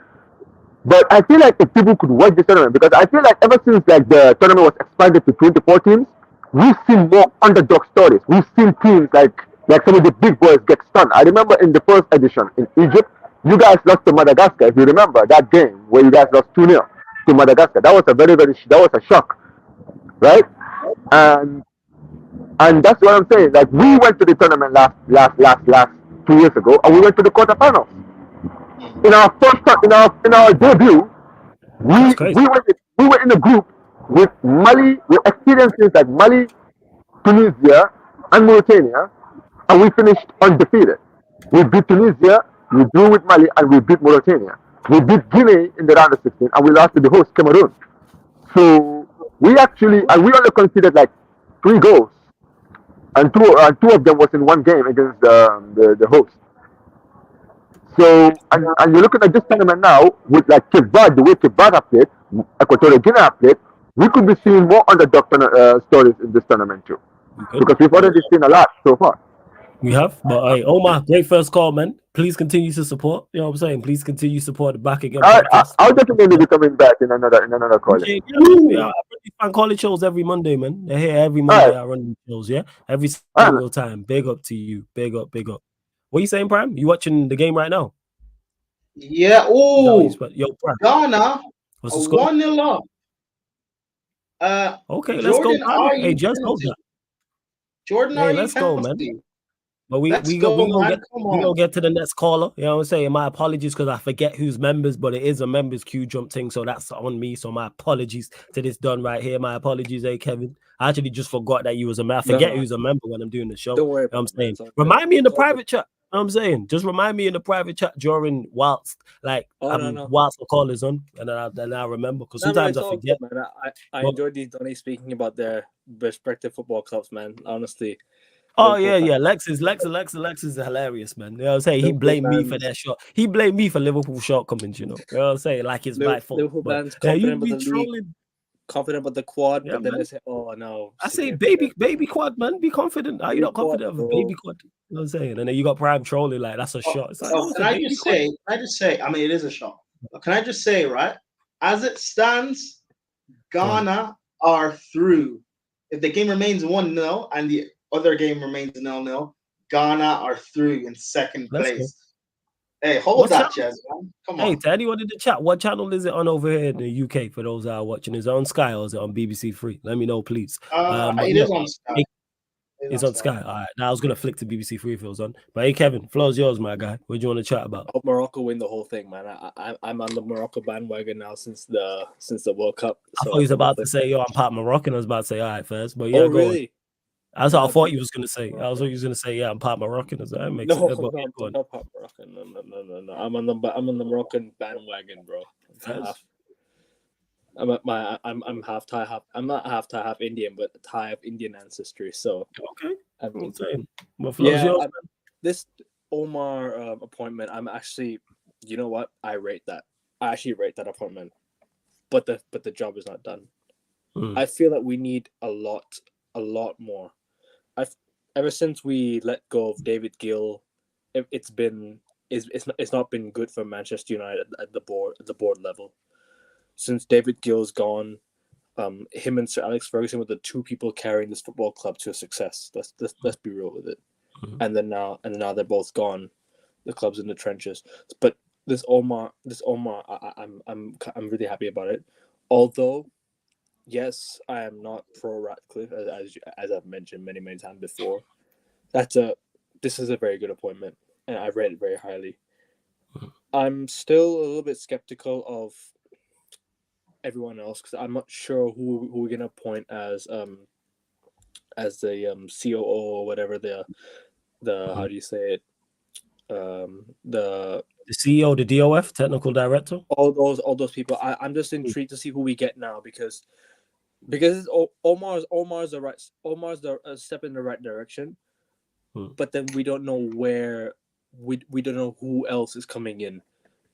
Yes, it's all well and good having a great CEO now, but he was the COO at Manchester City. We have to see if we get Brailsworth or if we get a top Don like it's the rest. Yeah, it's the rest. Let's hope he does the appointments because isn't it Omar that's making the appointments now? Or is that I have no. You know what? Because he's not officially taken over. I actually don't know. It's been confirmed though, apparently by the Manchester United accounts now that they've taken over. That he's taken over the CEO position. Yeah, so. I'm like you in regards to what you said. It's one all right, it's a start, but it's more than one man who needs to be involved. You know what I'm saying? More than one. To be much more. This is much bigger than a one-man job.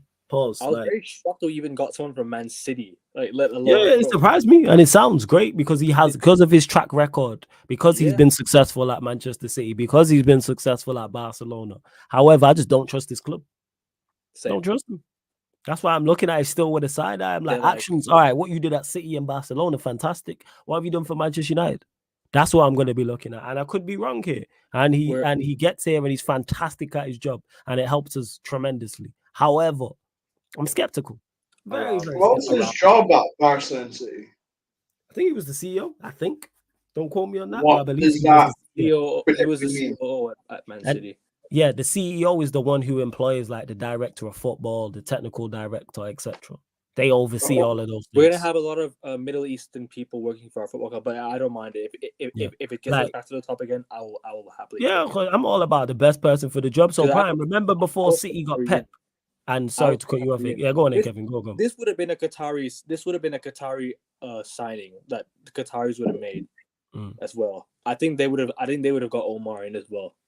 Yeah, but I'm not sure. Actually, I don't know about that. Unless he's working for Etihad Airways and Qatar Airways, I'm not sure about that. But at the same time, it's a very, very good appointment. And yeah, we've got FA Cup coming up on Sunday. Should be the 5th round of the FA Cup. No excuses. Yeah, we'll beat Newport. We'll beat Newport. Yeah, comfy. I play a second string team. I would be.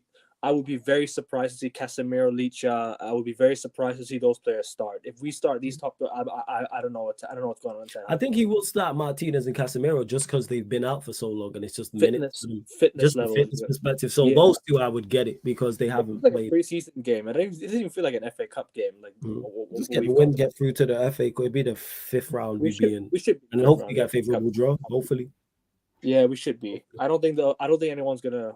I actually for one thing there'll be no more replays next round. I think everyone's gonna go through. Like there's no more replays because like all these draws, all these FA Cup ties seem very favorable to one side, in my opinion. Hey, hopefully we keep getting favorable draws. I'm all for it. Hopefully Tottenham knock Man City out. I don't know that's gonna happen. Tottenham to knock out Manchester City, Norwich to knock out Liverpool, and then the trophy's ours. Man City in the final last year, man. That treble hurt me anything. That Man City treble hurt me, man. It really did. I know I didn't see Man United win the treble, but just seeing Man City win the treble in front of my own eyes, it hurt me. Why did it hurt? Look at this guy. Because it's Man City. It's Man City, bro. Hey, Kevin, don't listen to this troll, man. This guy. Yeah. You hear what he just asked you? Wait, hold on. So I can show concern for a viewer of the channel. It's like Tottenham. Listen, when people say flawless is heartless, man, you know, hey, I care. Hey, I'm caring. I bet you feel the same. Tottenham won the treble, bro. So we'll see about that. It's like Nigeria losing to Ghana, and Kevin's like, "Well, how did that make you feel?" This guy, there's this fucking fool. And I would tell him how it made me feel. Yeah. We already know. Imagine Ghana lost. I mean, imagine Nigeria lost to Ghana in the AFCON final. We are going to have to ask you, how do you feel? Could that possibly happen? Actually, well, like I'm not done the brackets. Yeah, this tournament. The brackets haven't really like the whole thing is confusing until everybody's right. So we gotta wait. Hey, I need that, man. Run me Nigeria, Ghana. AFCON final. Run me that. That's fire. Nigeria, Ghana, AFCON final. I will be there. I've been following the Asian. I won't be. Yeah, this guy. Hey, you've been following the Asian Cup. You said, okay. Yeah, how's it been? Thailand are playing in it. We're through. We're pretty much through now. So okay. We got 4 points. The third place can qualify. So it's pretty much like the Euros. Format. Third place can qualify. So the best third place team can qualify. So we're pretty much through. We're in the group with Oman, Saudi Arabia, and Turkestan. And we've already beaten Turkestan 2-0. We drew Oman 0-0. So we play Saudi left. We can get second out. I think that'll be good. But I'm worried about who we play in the next round, like Thailand, because Thailand obviously are not great in international tournaments. We don't do well, but we've not ever qualified for a World Cup. This is our only hope at a cup. We usually win the Southeast Asian Cups, but we don't win the Asia Cups because Japan are in it. Let's be real, Japan are the elites of Asia. They're the goats of Asia. With Korea, South Korea. They're the dons of Asia. But yeah, I mean. I want to switch my attention to basketball for a bit. Obviously, I don't speak much on the NBA, but yeah, I've been very impressed with the Celtics this year. I've been really, really impressed with how we've been playing. We've been absolutely unbelievable. Like we've made a lot of changes to our roster. We made a lot of changes to the way we play, the rotations and the load management. We've been excellent this season. Honestly, I can't fault anybody. Is the chip on its way to you? I hope so. I don't want to hype anything up during the regular season, but in the playoffs, I will Eastern Conference Finals. You make the Eastern Conference Finals? I think so. Yeah, we should make the Eastern Conference Finals. Okay, I'm not sure. The Bucks 76ers. Do you know what? The Pacers and the Bucks have been interesting to watch. If the Pacers and the Bucks meet, I will not be surprised if the Pacers get out. If Pacers get through, okay. Because the Pacers have the Bucks number this year. Let's not forget the Pacers have the Bucks number. So if the Bucks lose to the Pacers, that won't surprise me because the Pacers obviously have been doing really well this year. Okay. The Pacers have shocked me. They've been really good. I think the Heat will be there. But I think we'll be there. I think we'll also be there. Hopefully this is our year. I'm not gonna say anything too much because I can't speak on it yet. It's not the playoff. Nah, say it with your chest, man. You know what I'm saying? This is Sarcasm City, my done. I've always said I always backed my team every year to win it. Oh, good, man. Last year I did as well. This year I will do the same. I always back him every year. You got people like Ryan in the chat talking about quad on for Liverpool, man. Say it with your chest, baby quad. I'm confident. I'm confident this year we'll do well. This year we should. We should be winning it this year because of our record, because of the way we've been playing, I feel like we should be playing. We should be winning the championship this year. Like we've been by far the best team to watch in the East. I'm not even being arrogant when I say that. No, talk your shit, man. I've been watching every game. I've tuned in this year totally. Obviously, I tune in every year, but this year we've been different gravy. And to say that we've been the best team in the NBA is not arrogance. I just feel that for now we've just been so fun to watch. Yes, we got blown up by the Bucks a couple weeks ago, but I feel that the fatigueness that's kicked in because we played that Timberwolves game and we won in overtime the night before. We played the second best team in the NBA defensively, and the second best team in the East. So, but do you know what? I'm always gonna back my team, even if we don't win it. I don't. Talk your shit, hey Kevin, man. Talk your shit. We've been really good to watch. And that's for Manchester United. Take note, because the Celtics are serious. The Celtics are serious. Manchester United should do the same. Because you got Omar, bro. Look at this guy, yo. You got Omar. We're back. No, hey Kevin, feel free to tell him to shut up. You know, it's fine. You know what I'm saying? We encourage that here. Oh wait, hold on. So I'm wrong. United fans are telling me that they're back. United fans are telling me that they're back because of Omar. So I don't know. United fans also told you that we were going to be successful under Oli, but we moved. Yeah, so they were wrong about Oli, but they're right about Omar. Yeah, I've seen. He said, "Hey, Kevin, just asked you a question, Prime." What did he say? Will Nigeria win the AFCON? Will we win an AFCON? Well, we won 3 already, so. Will you win it this year? This AFCON? No, of course not. Okay. I already said before the tournament started. You think you made a semi-final? No. I'm surprised we got out of the group. So you reckon you'll go out in the round of 16? Say you got a favorable draw. We're second, so the likelihood of a favorable draw is not that great. So, but again, these guys tend to turn up against big sides. So, like, who really knows? We might face a big side in the round of 16, beat them, and then get knocked out by like a small side like Tunisia or whatever. So, like, who really knows with these guys? No, I really hope Cameroon go through. I really hope Cameroon go through. I do not want Onana to come back. I do not want. You think Cameroon will go through? Does he know? Cameroon? No, he says he wants Cameroon to go through, which I hate. I know, but Cameroon are in disarray. They won't even win this game. I don't want Onana to come back, man. I do not want to see Onana play for Man United again. I do not like him, bro. The way you see the way he sabotaged Cameroon in 48 hours. You saw what he did. Yeah, but you guys signed the 3rd best goalkeeper in the Premier League, so I disagree. He's not the 3rd best goalkeeper in the Premier League. Sorry, I was. United fans told me that. My bad. Sorry. Whoever you listen to, I don't know. I don't know what they were smoking, bro. Because I've seen Anders Lindegaard. Anders Lindegaard is better than this guy. I'm not even joking when I say that. Because Anders Lindegaard was a part of a Premier League title win. Let's not forget that. So Alex Ferguson didn't care who was the goalkeeper. He put Lindegaard. Wait. So do you want the Gea back then? He's talking about Lingard. Lingard. Anders Lindegaard, the ex-Man United goalkeeper. No, I know who you're talking about. I'm saying, do you want back De Gea because he's a Premier League title winner? The thing is, I never wanted David De Gea to leave Man United. I wanted him to be a backup. I know he wouldn't. I know he wouldn't have accepted that. But we done him really dirty because we were supposed to give him a new contract, and then Ten Hag just said no, and he just left. Facts, man. We did him so dirty. I love De Gea. I love Prime guy's such a crook. Snaking a legend, man. Better than Onana, man. I know it's unrealistic, but I wanted Mike Mignon, man. Mike Mignon, bro. That's United's heritage right now. Snaking De Gea, snaking Ronaldo, snaking Oli. Listen, respecting legends. Hey Kevin, just ignore this guy, man. Just ignore this guy. Your legends. And now you have United fans who have the cheek to say it's all, that what's his name? Sir Alex Ole Gunnar Solskjaer was a shit manager anyway. I don't care what we did to him. But he was a shit manager?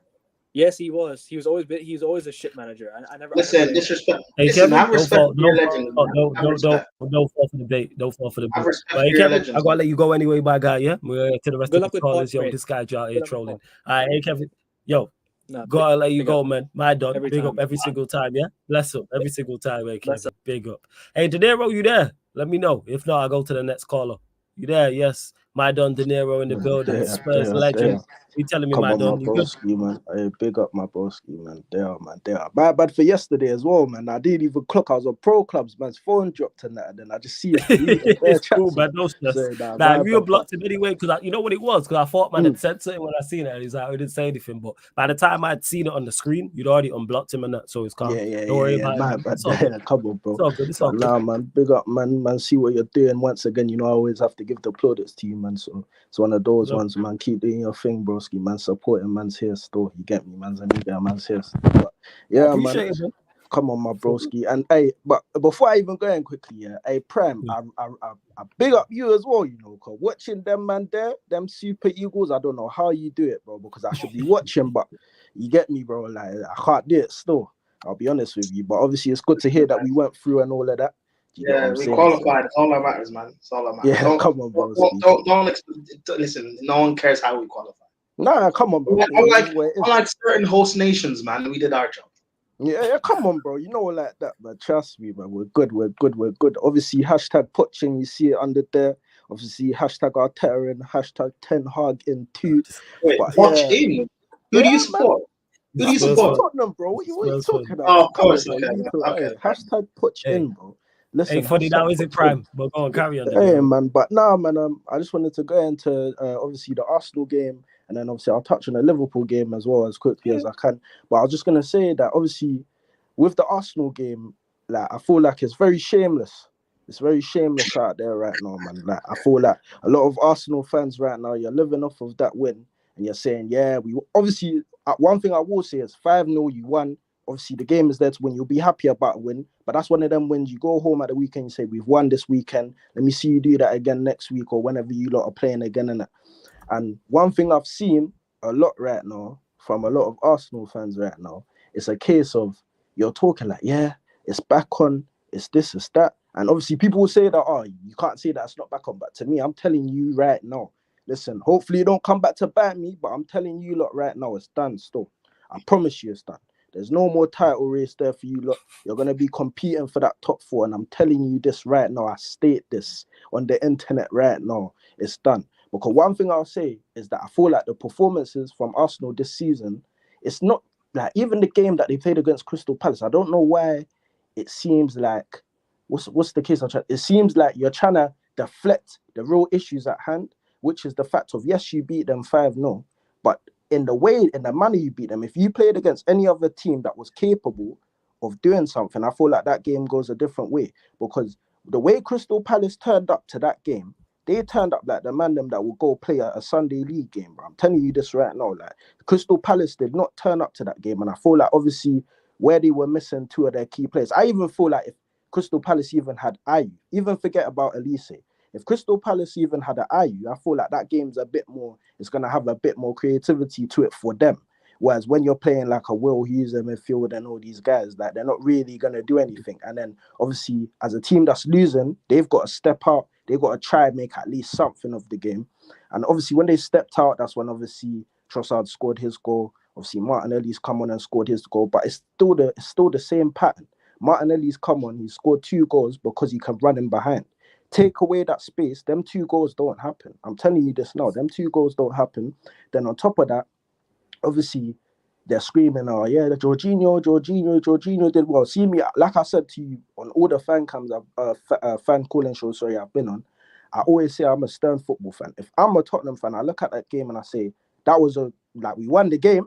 I'm happy we won the game. I'm not going to be one of them fans that comes in and is always trying to crucify my team. I'll be like, well, I'm happy, but I still look at the cracks within the team. There's a lot of cracks there. And that's why I don't see, like yesterday I was watching, I think it was big up Never a Foul as well. I was watching that yesterday, and what was happening on there was they were comparing the 2 games. And I was, in my head, I was thinking, you can't really compare the Liverpool game to the Arsenal game because Bournemouth are a good team. Crystal Palace can be good on their day, but obviously Bournemouth are a better team.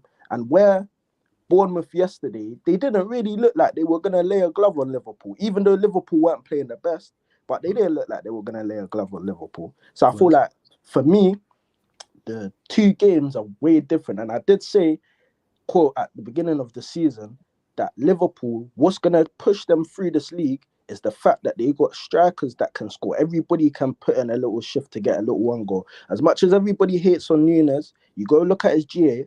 His GA is still helping towards them winning this league, which is something that nobody really expected. You get what I'm saying? Because if you look at Nunes' GA compared to a certain Gabriel Jesus, as they like to call him, you get me? It's a big difference. If we look at Gabriel Jesus' GA compared to Richarlison, who I heavily dislike sometimes, do you get what I'm saying? Like, it's a big difference. So I just feel Gabriel Jesus' GA versus Nicholas Jackson, scary hours. it's scary, bro. Do you get what I'm saying? So when I look at it, I just feel like a lot of the time, which is where I'm shameless. Don't get twisted. I'm shameless. The last time I know. We know you shameless. That's you know what? That's what I like. You know what I'm gonna like to do? That's what I like about you still. I like the shamelessness. Yeah, man. Come on, bro. That's shameless. You get me? Last time man saw a trophy was in 08. You get it? Hopefully, do you get me? Something new comes around. I hope, but we'll see it. But now, man, I gotta be shameless, man. Listen, I'm around, man. Listen, I'm around. Listen. See me, I'm the shameless. I'm around. There's no way you're gonna get away week by week thinking, yeah, I'm gonna come on Flawless' show and talk. Eli, I see you ducking man's comments, bro. I see that, bro. Listen, I'm here, bro.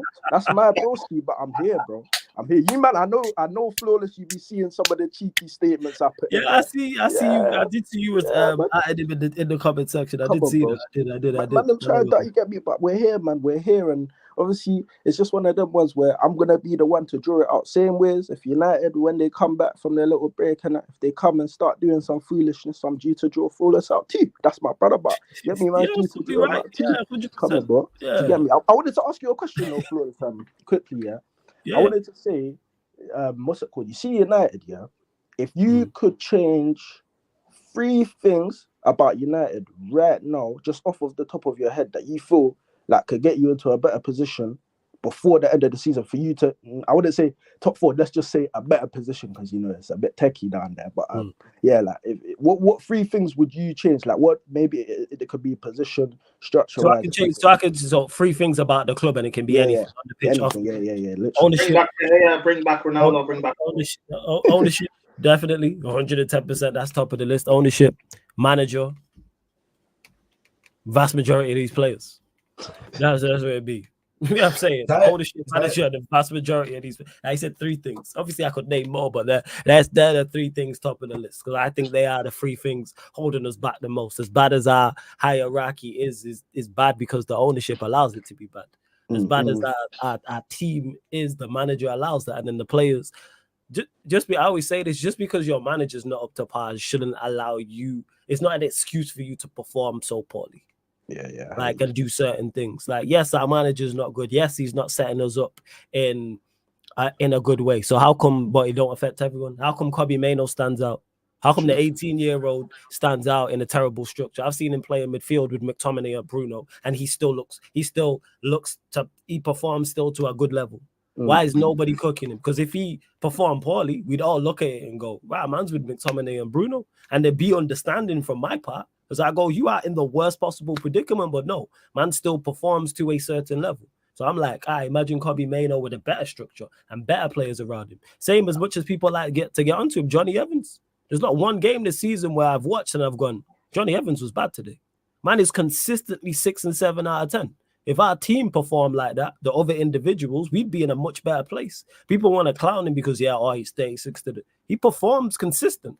Don't matter if he's next to Lindelof. Doesn't matter if it's Maguire. Doesn't matter if it's Shaw. Doesn't matter if McTominay's in front of him. If it's Bruno in the midfield, whoever the case may be. Whether we're losing happily, like, all right, look at Anfield, for instance. You know what I'm saying? Varane performed well. Johnny Evans was right there with him.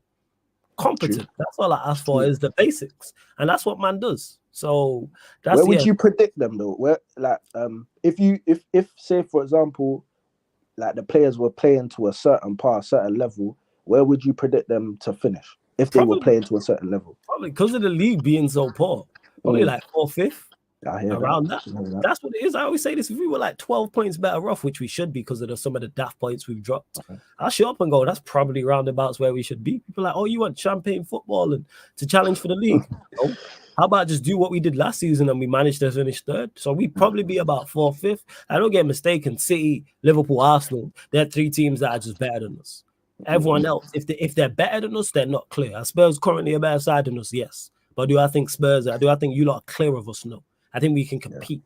Okay, I'm saying it's bad, but you have a manager who is helping your limb, because I don't rate your attack like that. I'm saying, like, I don't rate your attack. Like, take Son and Madison out of it, as we've seen when you lot played us. It's still man's got Richarlison scoring goals. So don't tell me you can't get a tune out of anybody. And I don't rate Richarlison whatsoever. Hey, Richarlison 5-5. I'll say it like that. I don't rate him at all. I think he's horrendous. I think horrendous. He's poor still. I'm not gonna lie. Yeah. Like, he is a very poor player, but it's one of those ones where low key. Sometimes I don't know whether it's, I don't call him late, but he does, like, when he steps on the pitch, he has a type of ego that I kind of like. It's not something that he does have that type of, yeah, I get what you're saying. It's not something that I would that really matters to me, because at the end of the day, it's not winning, man, no trophies. Do you get what I'm saying? So with Richarlison, I'll be real, man could get rid of him and send man to the batter, something like that old Saudi. So yeah, send man in it. You get me pre all of that, get rid of man. Nah, definitely, like, I hear what you're saying about United, man. I'll be honest with you, for some reason, like, obviously, because a lot of family members of my family support United. Obviously, I end up watching you lot since young, and I've been watching you lot since young. Oh my God! Sorry to interrupt. Yeah, go on. Cape Verde are 1-0 up against Egypt. Yeah, hold that.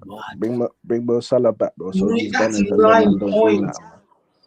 Bring him back, man. See, bro, Prem. Listen, I've told you, man. Listen, listen. People say that it's bad of me to say, "Rah, you're gonna be so shameless to the point where you'll rather watch." Last season, I spent the whole season watching Arsenal's game week in, week out, praying for their downfall, bro. So listen, bring Mo Salah back. Let him get a couple get on the score sheet for them, man. Keep them, man, at the top. If City want to go there and do something, do that. But keep them useless youths as far away from there as possible, bro. But nah, man, like, literally, bro. Yeah, I was just saying, yeah, man. I hear what you're saying, Flawless, about United, and obviously, yeah. As I was saying, I was just saying that, yeah, man watches them a lot, and I think it's one of those ones where definitely the manager's not getting enough out of the players. I definitely think, because he did it last season and it worked. Do you get what I'm saying? And last season didn't start off that well. Obviously, you get what I'm saying? And he came back and he did what it is.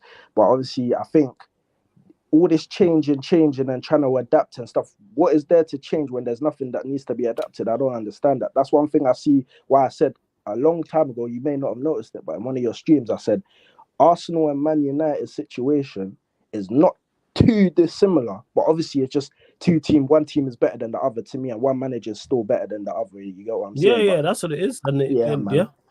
I don't think it's too dissimilar, but you get me. Like, obviously, yeah, man. Like, they're just not far away as we are. They're just closer to their goal than we are, because they're better, like you said. But their issues are still there. Because when you hear us, like Troops, for example, when you hear Troops talk and you hear his complaints about Manchester United, or if it's TJ on the channel, it's not too far away from my complaints. It's just that I have more because they're closer to it, because they're a better team with a better outfit with better players. But they'll talk about their structure and their signings not being up to scratch, and the manager changing the system, and them not being at the level where they're supposed to be, type of thing. So yeah, man, I hear that. But yeah, nah, man, definitely, bro. Big up, man, bro. I appreciate it, bro. Hey, what I was gonna say, you see the little pro clubs thing. Where's the next Charles, man? Man's trying to get around and show you, man. Probably, what's it called? Probably, no, not even probably, next weekend. So not this weekend coming up, bro. The first weekend in February. What position you play though on clubs? Bro, no, put me anywhere, bro. I'll do a shift, man. All right, but why are you defensive or offensive though? Yeah,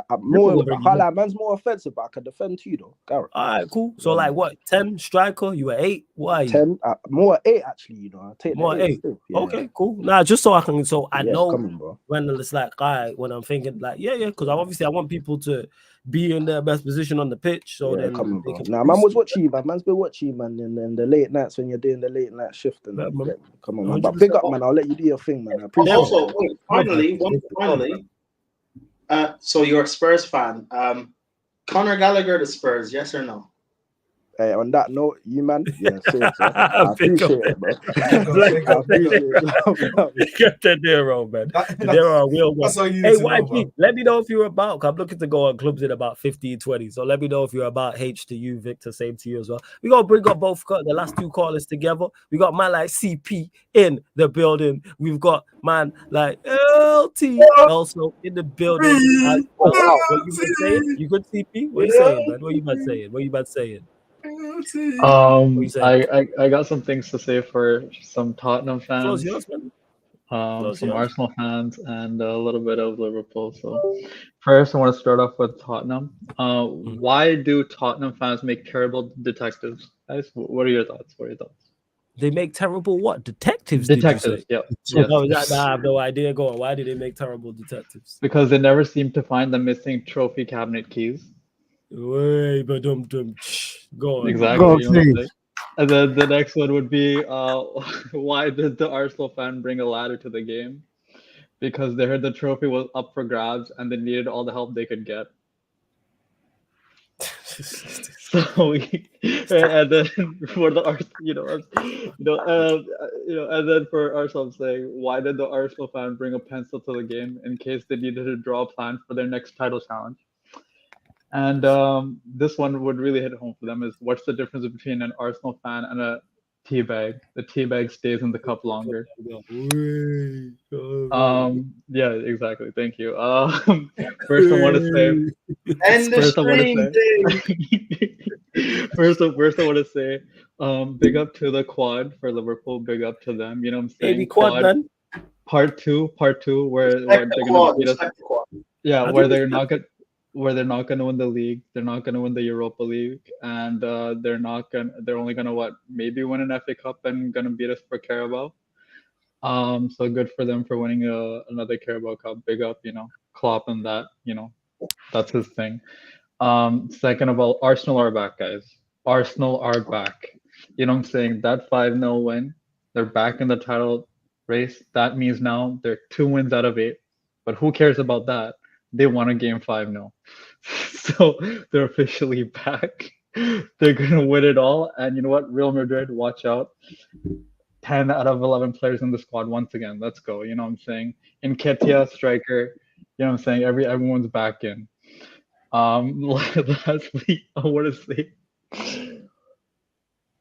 I think it was the last guy who was a Liverpool fan, 2 or 3 people before, and he was doing the Hassam talking points about. Oh, you're talking about Juvraj. Yeah. He was rolling out. That was the Hassam rollout, if I've ever heard. Yeah. I'm like, I get it, but you've been watching Hassam's streams for the past 3 days. Big up to you.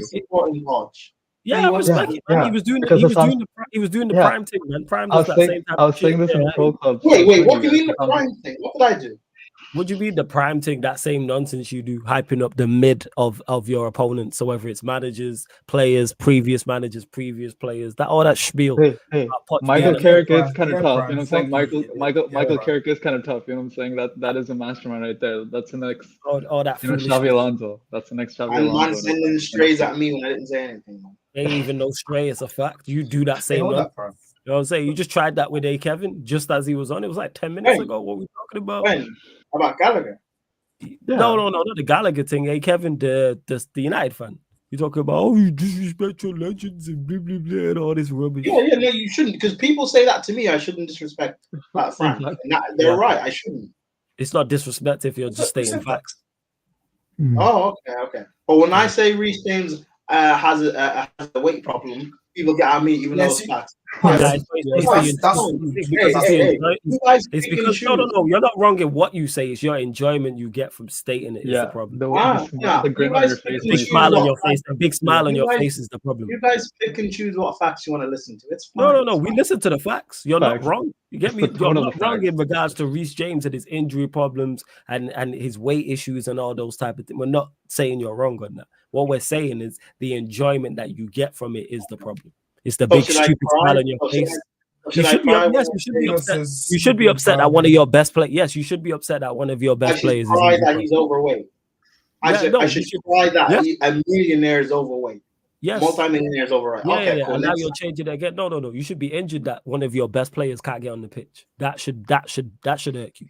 He's not our best fullback. Okay. No. I said one of your best players. He's one of your best players. You know what I'm saying? Yes. Yes, he is. Go on. He's literally the only player with a good shout, when healthy, of being world class. So I don't know what you're on about. I don't know what you're When smoking. healthy. Is he healthy though? Well, that's the point I'm making. Yeah, that exactly. should irk you that a player of that caliber is that at your quality. club. Yeah. That would annoy me. Flawless. Back in 2021, it did hurt me. We're in 2024 now. No, it did not. No, it did not. No, it did care. not. I saw the glee. I heard the glee during Lewis's face. I've been here for a while, bro. I've been watching this guy try to lie, you know. Why you No, I'm not lying. No, I'm not. Back in 2021, his injuries hurt me. But now in 2024, I don't care. I want him gone. All right, cool. Anyway, LT, let's go to you, my done. What do you want to talk about, man? The floor is yours. Oh man! First of all, shout out to Ladderman's Prime, the #1 milkman in Sarcasm City, because you know he's big up Babylon. Big up Babylon. Every time he actually sees the milk go past him, he just starts to bark like a dog, man. But anyways, hey, that's Jez. Jez is the one that barks like a dog. Nah, that's just hey, Ladderman's, man. You're the Chelsea fan, innit? Chelsea, you're the Chelsea fan, so you know. Yeah, all three of them are Chelsea.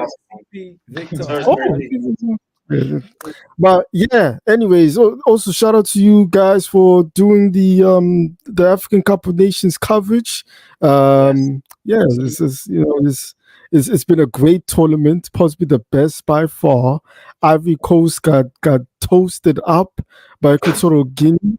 I don't know what the fuck happened with the elephants, but I don't know what is shit in French. But if it was French, I would say that because Côte d'Ivoirians they say that. But also shout out to South Africa as well. Despite losing the first match, you know they went ham in the second match as well, and hopefully we do well. Win the last match, get the second place or the first place. So, hey, I hope they get at least to the semis. I think the team is still kind of iffy, but I think at least Nigeria. Just want to big up CP as well for saying I support Poch in his name, man. I respect it, man. You know what I'm saying? Let's go, CP, man. I support Poch. I respect that. But yeah, go on, carry on, LT. Let's go, man. Let's go, man. I'm hoping if I say this, he gets sacked. That's what I'm trying to do. Man. You support Poch, man. Sorry, LT. I just wanted to say, man, it's about time CP admitted that he was a Poch fan. But carry on, LT. You gotta support Poch because he's the only nigga that you got. After that, there's none other niggas out there, man. Yeah, wait. Poch is a walk. Poch is a walk. Sorry, Poch is a walk. Yeah, Hansi Flick exists. Wait, and we're no, LT. What did you call Poch? If you sack Poch, it's over. No, it's not. We have Hansi Flick. We hold have on. The money. Yeah, sorry. Everyone.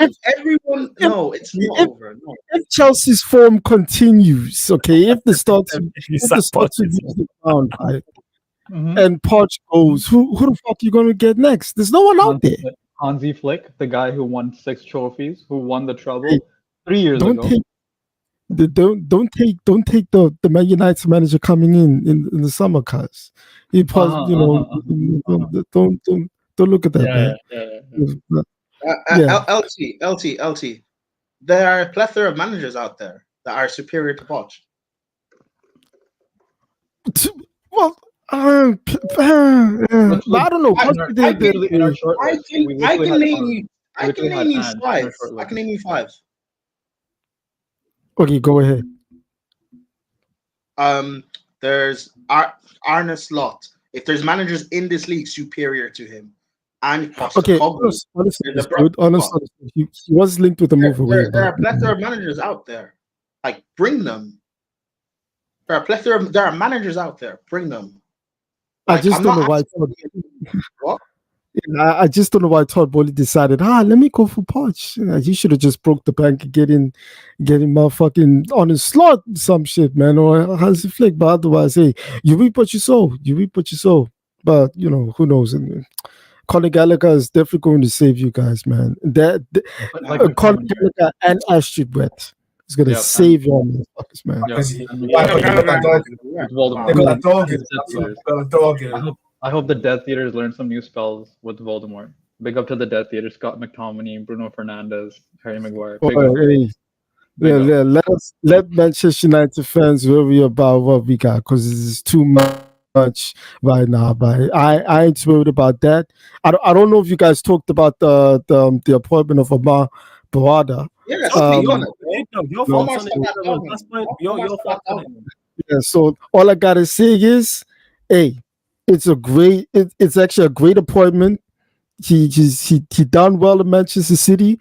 He's been there doing the success. So I definitely I think him coming over to Manchester United, I think he wants to carve his own name in the history books, and he'd be like, I don't want to work under Ferran and Chiki. I think he was supposed to be the successor to them guys if they leave, but this may be linked to the charges. Even though I think the whole charges thing is going to be a long thing, but there's been a good appointment. There's been no leaks from Athletic or any ITKs. So I low-key like the way Jim Ratcliffe is moving, Ineos is moving as well. So hopefully get the Dan Ashworth or Paul Mitchell. Actually, we've been linked with both of them, Dan Ashworth and Paul Mitchell. Get them both in, and at least like start the way.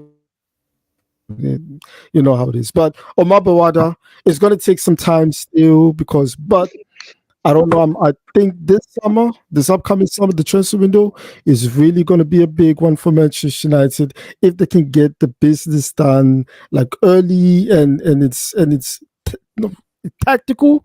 I don't know, but if everything is down paper, like no more fucked up signings or whatever, and especially the outgoings as well.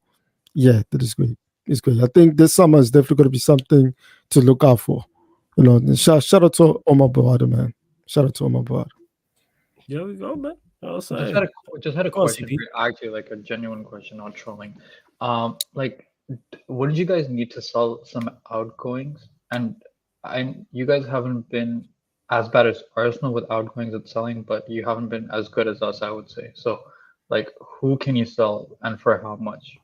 Because you can't, no offense, keep spending 88 million on an Anthony. I missed that. Go on, say that again. Would you have to sell for what? I missed that. My connection broke up. Say that again. Sorry. So just like kind of our situation, right, where we're not making Champions Leagues and stuff like that. You've agreed that either of us are not going to make that this season, right? We're challenging for some place in yours, either Conference League or Europa. So you have to kind of offset the spending that if you're hoping a new manager and a whole new infrastructure is going to have, you need to sell some of your homegrown players or some players in general, right? And you're not as bad as Arsenal, right, at selling, but you're not as good as us. So you do need to sell these players because you can't keep buying, no offense, like a Højlund for 70 and him produce 2 goals in a league, or an Anthony more so, let's say. Have these type of players that cost so much. Yeah, if the new guy is as good as his track record says, then he brings in the right people, they'll figure this out.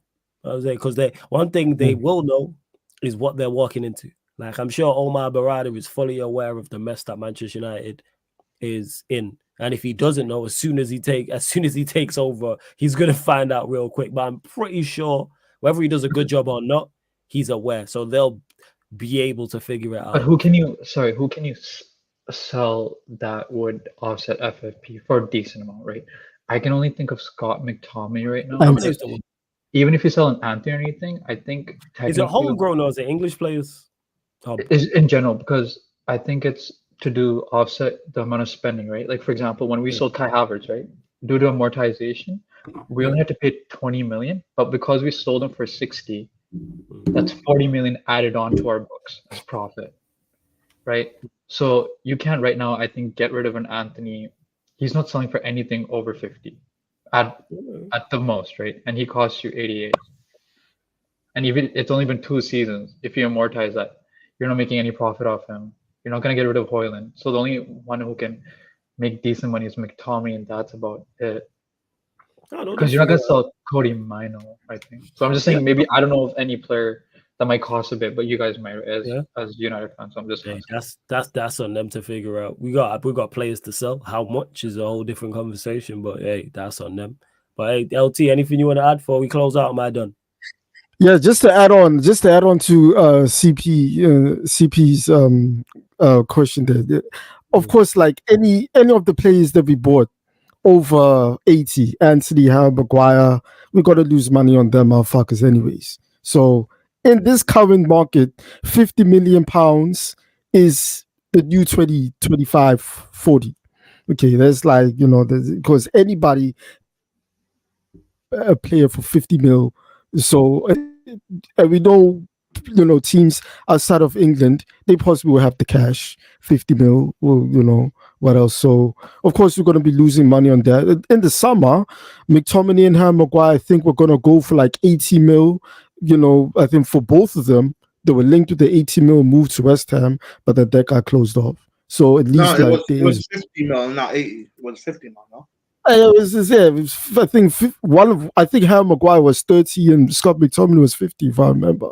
So so at least with those guys are value. But with Harry Maguire and Anthony, we gotta lose money on them, motherfuckers. So I think definitely when Omar Bawada comes, and of course like Ineos and all these guys, they're gonna look at the audit, they're gonna be like, okay, so this is the recruitment strategy. We're not gonna pay over the odds, because that was the thing. Anthony, we paid over the odds for him, even though 40 mil was the price that was talked about on, but then all of a sudden Ajax were like, nope, we want more, and then we open out our asses for Ajax to fuck us with. Yo, hey, pause indeed, pause in. Pause, man. Choose. That's Pause, the truth, hey, you have to be hella graphic, man. Hey, yo, that's the truth. You get excited, man. Look at the smile on your face, cheesing. It's like you was excited as Prime talking about. It's the hard truth. But yeah. Listen, I don't smile about Reece. I can hear you smiling right now. Yeah, we can hear you. How would you? How would you know? How would you know? Because we can hear you smiling. It's weird, man. How would you know? You know what I'm saying? Man. We know, man. I'm a crow. But hopefully, hopefully they look at the audit, they change the transfer strategy, all that shit. And then at least we spend correct money, good money on good players, and the outgoings as well, like the likes of Juan and Casemiro. I know they're gonna go for at least like, I don't know, 30, 40 mil each. If Saudi's is still there, if Saudi's still bigger than Ligue 1 by the summer, and they might just go there for a last paycheck. So but definitely, I know for sure Manchester United, we ain't gonna go and pay like 100 mil for a starter like a Caicedo. You Chelsea guys, you fucked up the market, man. And I blame the Chelsea guys, man. And on that note, we are gonna close out.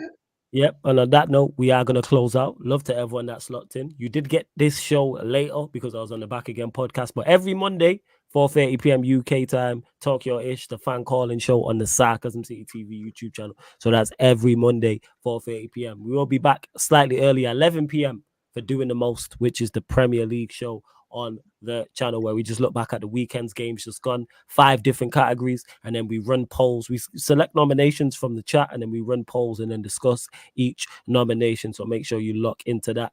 Check out the upcoming live stream schedule here on the YouTube. Make sure you go follow the Twitch as well. LT mentioned it earlier. Obviously, you got Victor, Prime, and the rest of the gang holding down the AFCON watch-alongs on the Twitch. So make sure the link's underneath in the description. Just download the Twitch app for free. Same way you download any other app. And then you sign up, and the same way you watch and comment on YouTube, it's the exact same on Twitch. But love to everyone that has locked in. I believe Steve's live, so we'll raid Steve. But like I said, we're back here at 11. Please continue to support in the manner in which you lot have, man. Real ones. Big up to all the callers as well, man. Big up to all the callers, all the new callers, all the regular callers as well. Real ones. But yeah, we are going to close out, people. This has been Talk Your Ish fan calling show live on the Sarcasm City TV YouTube.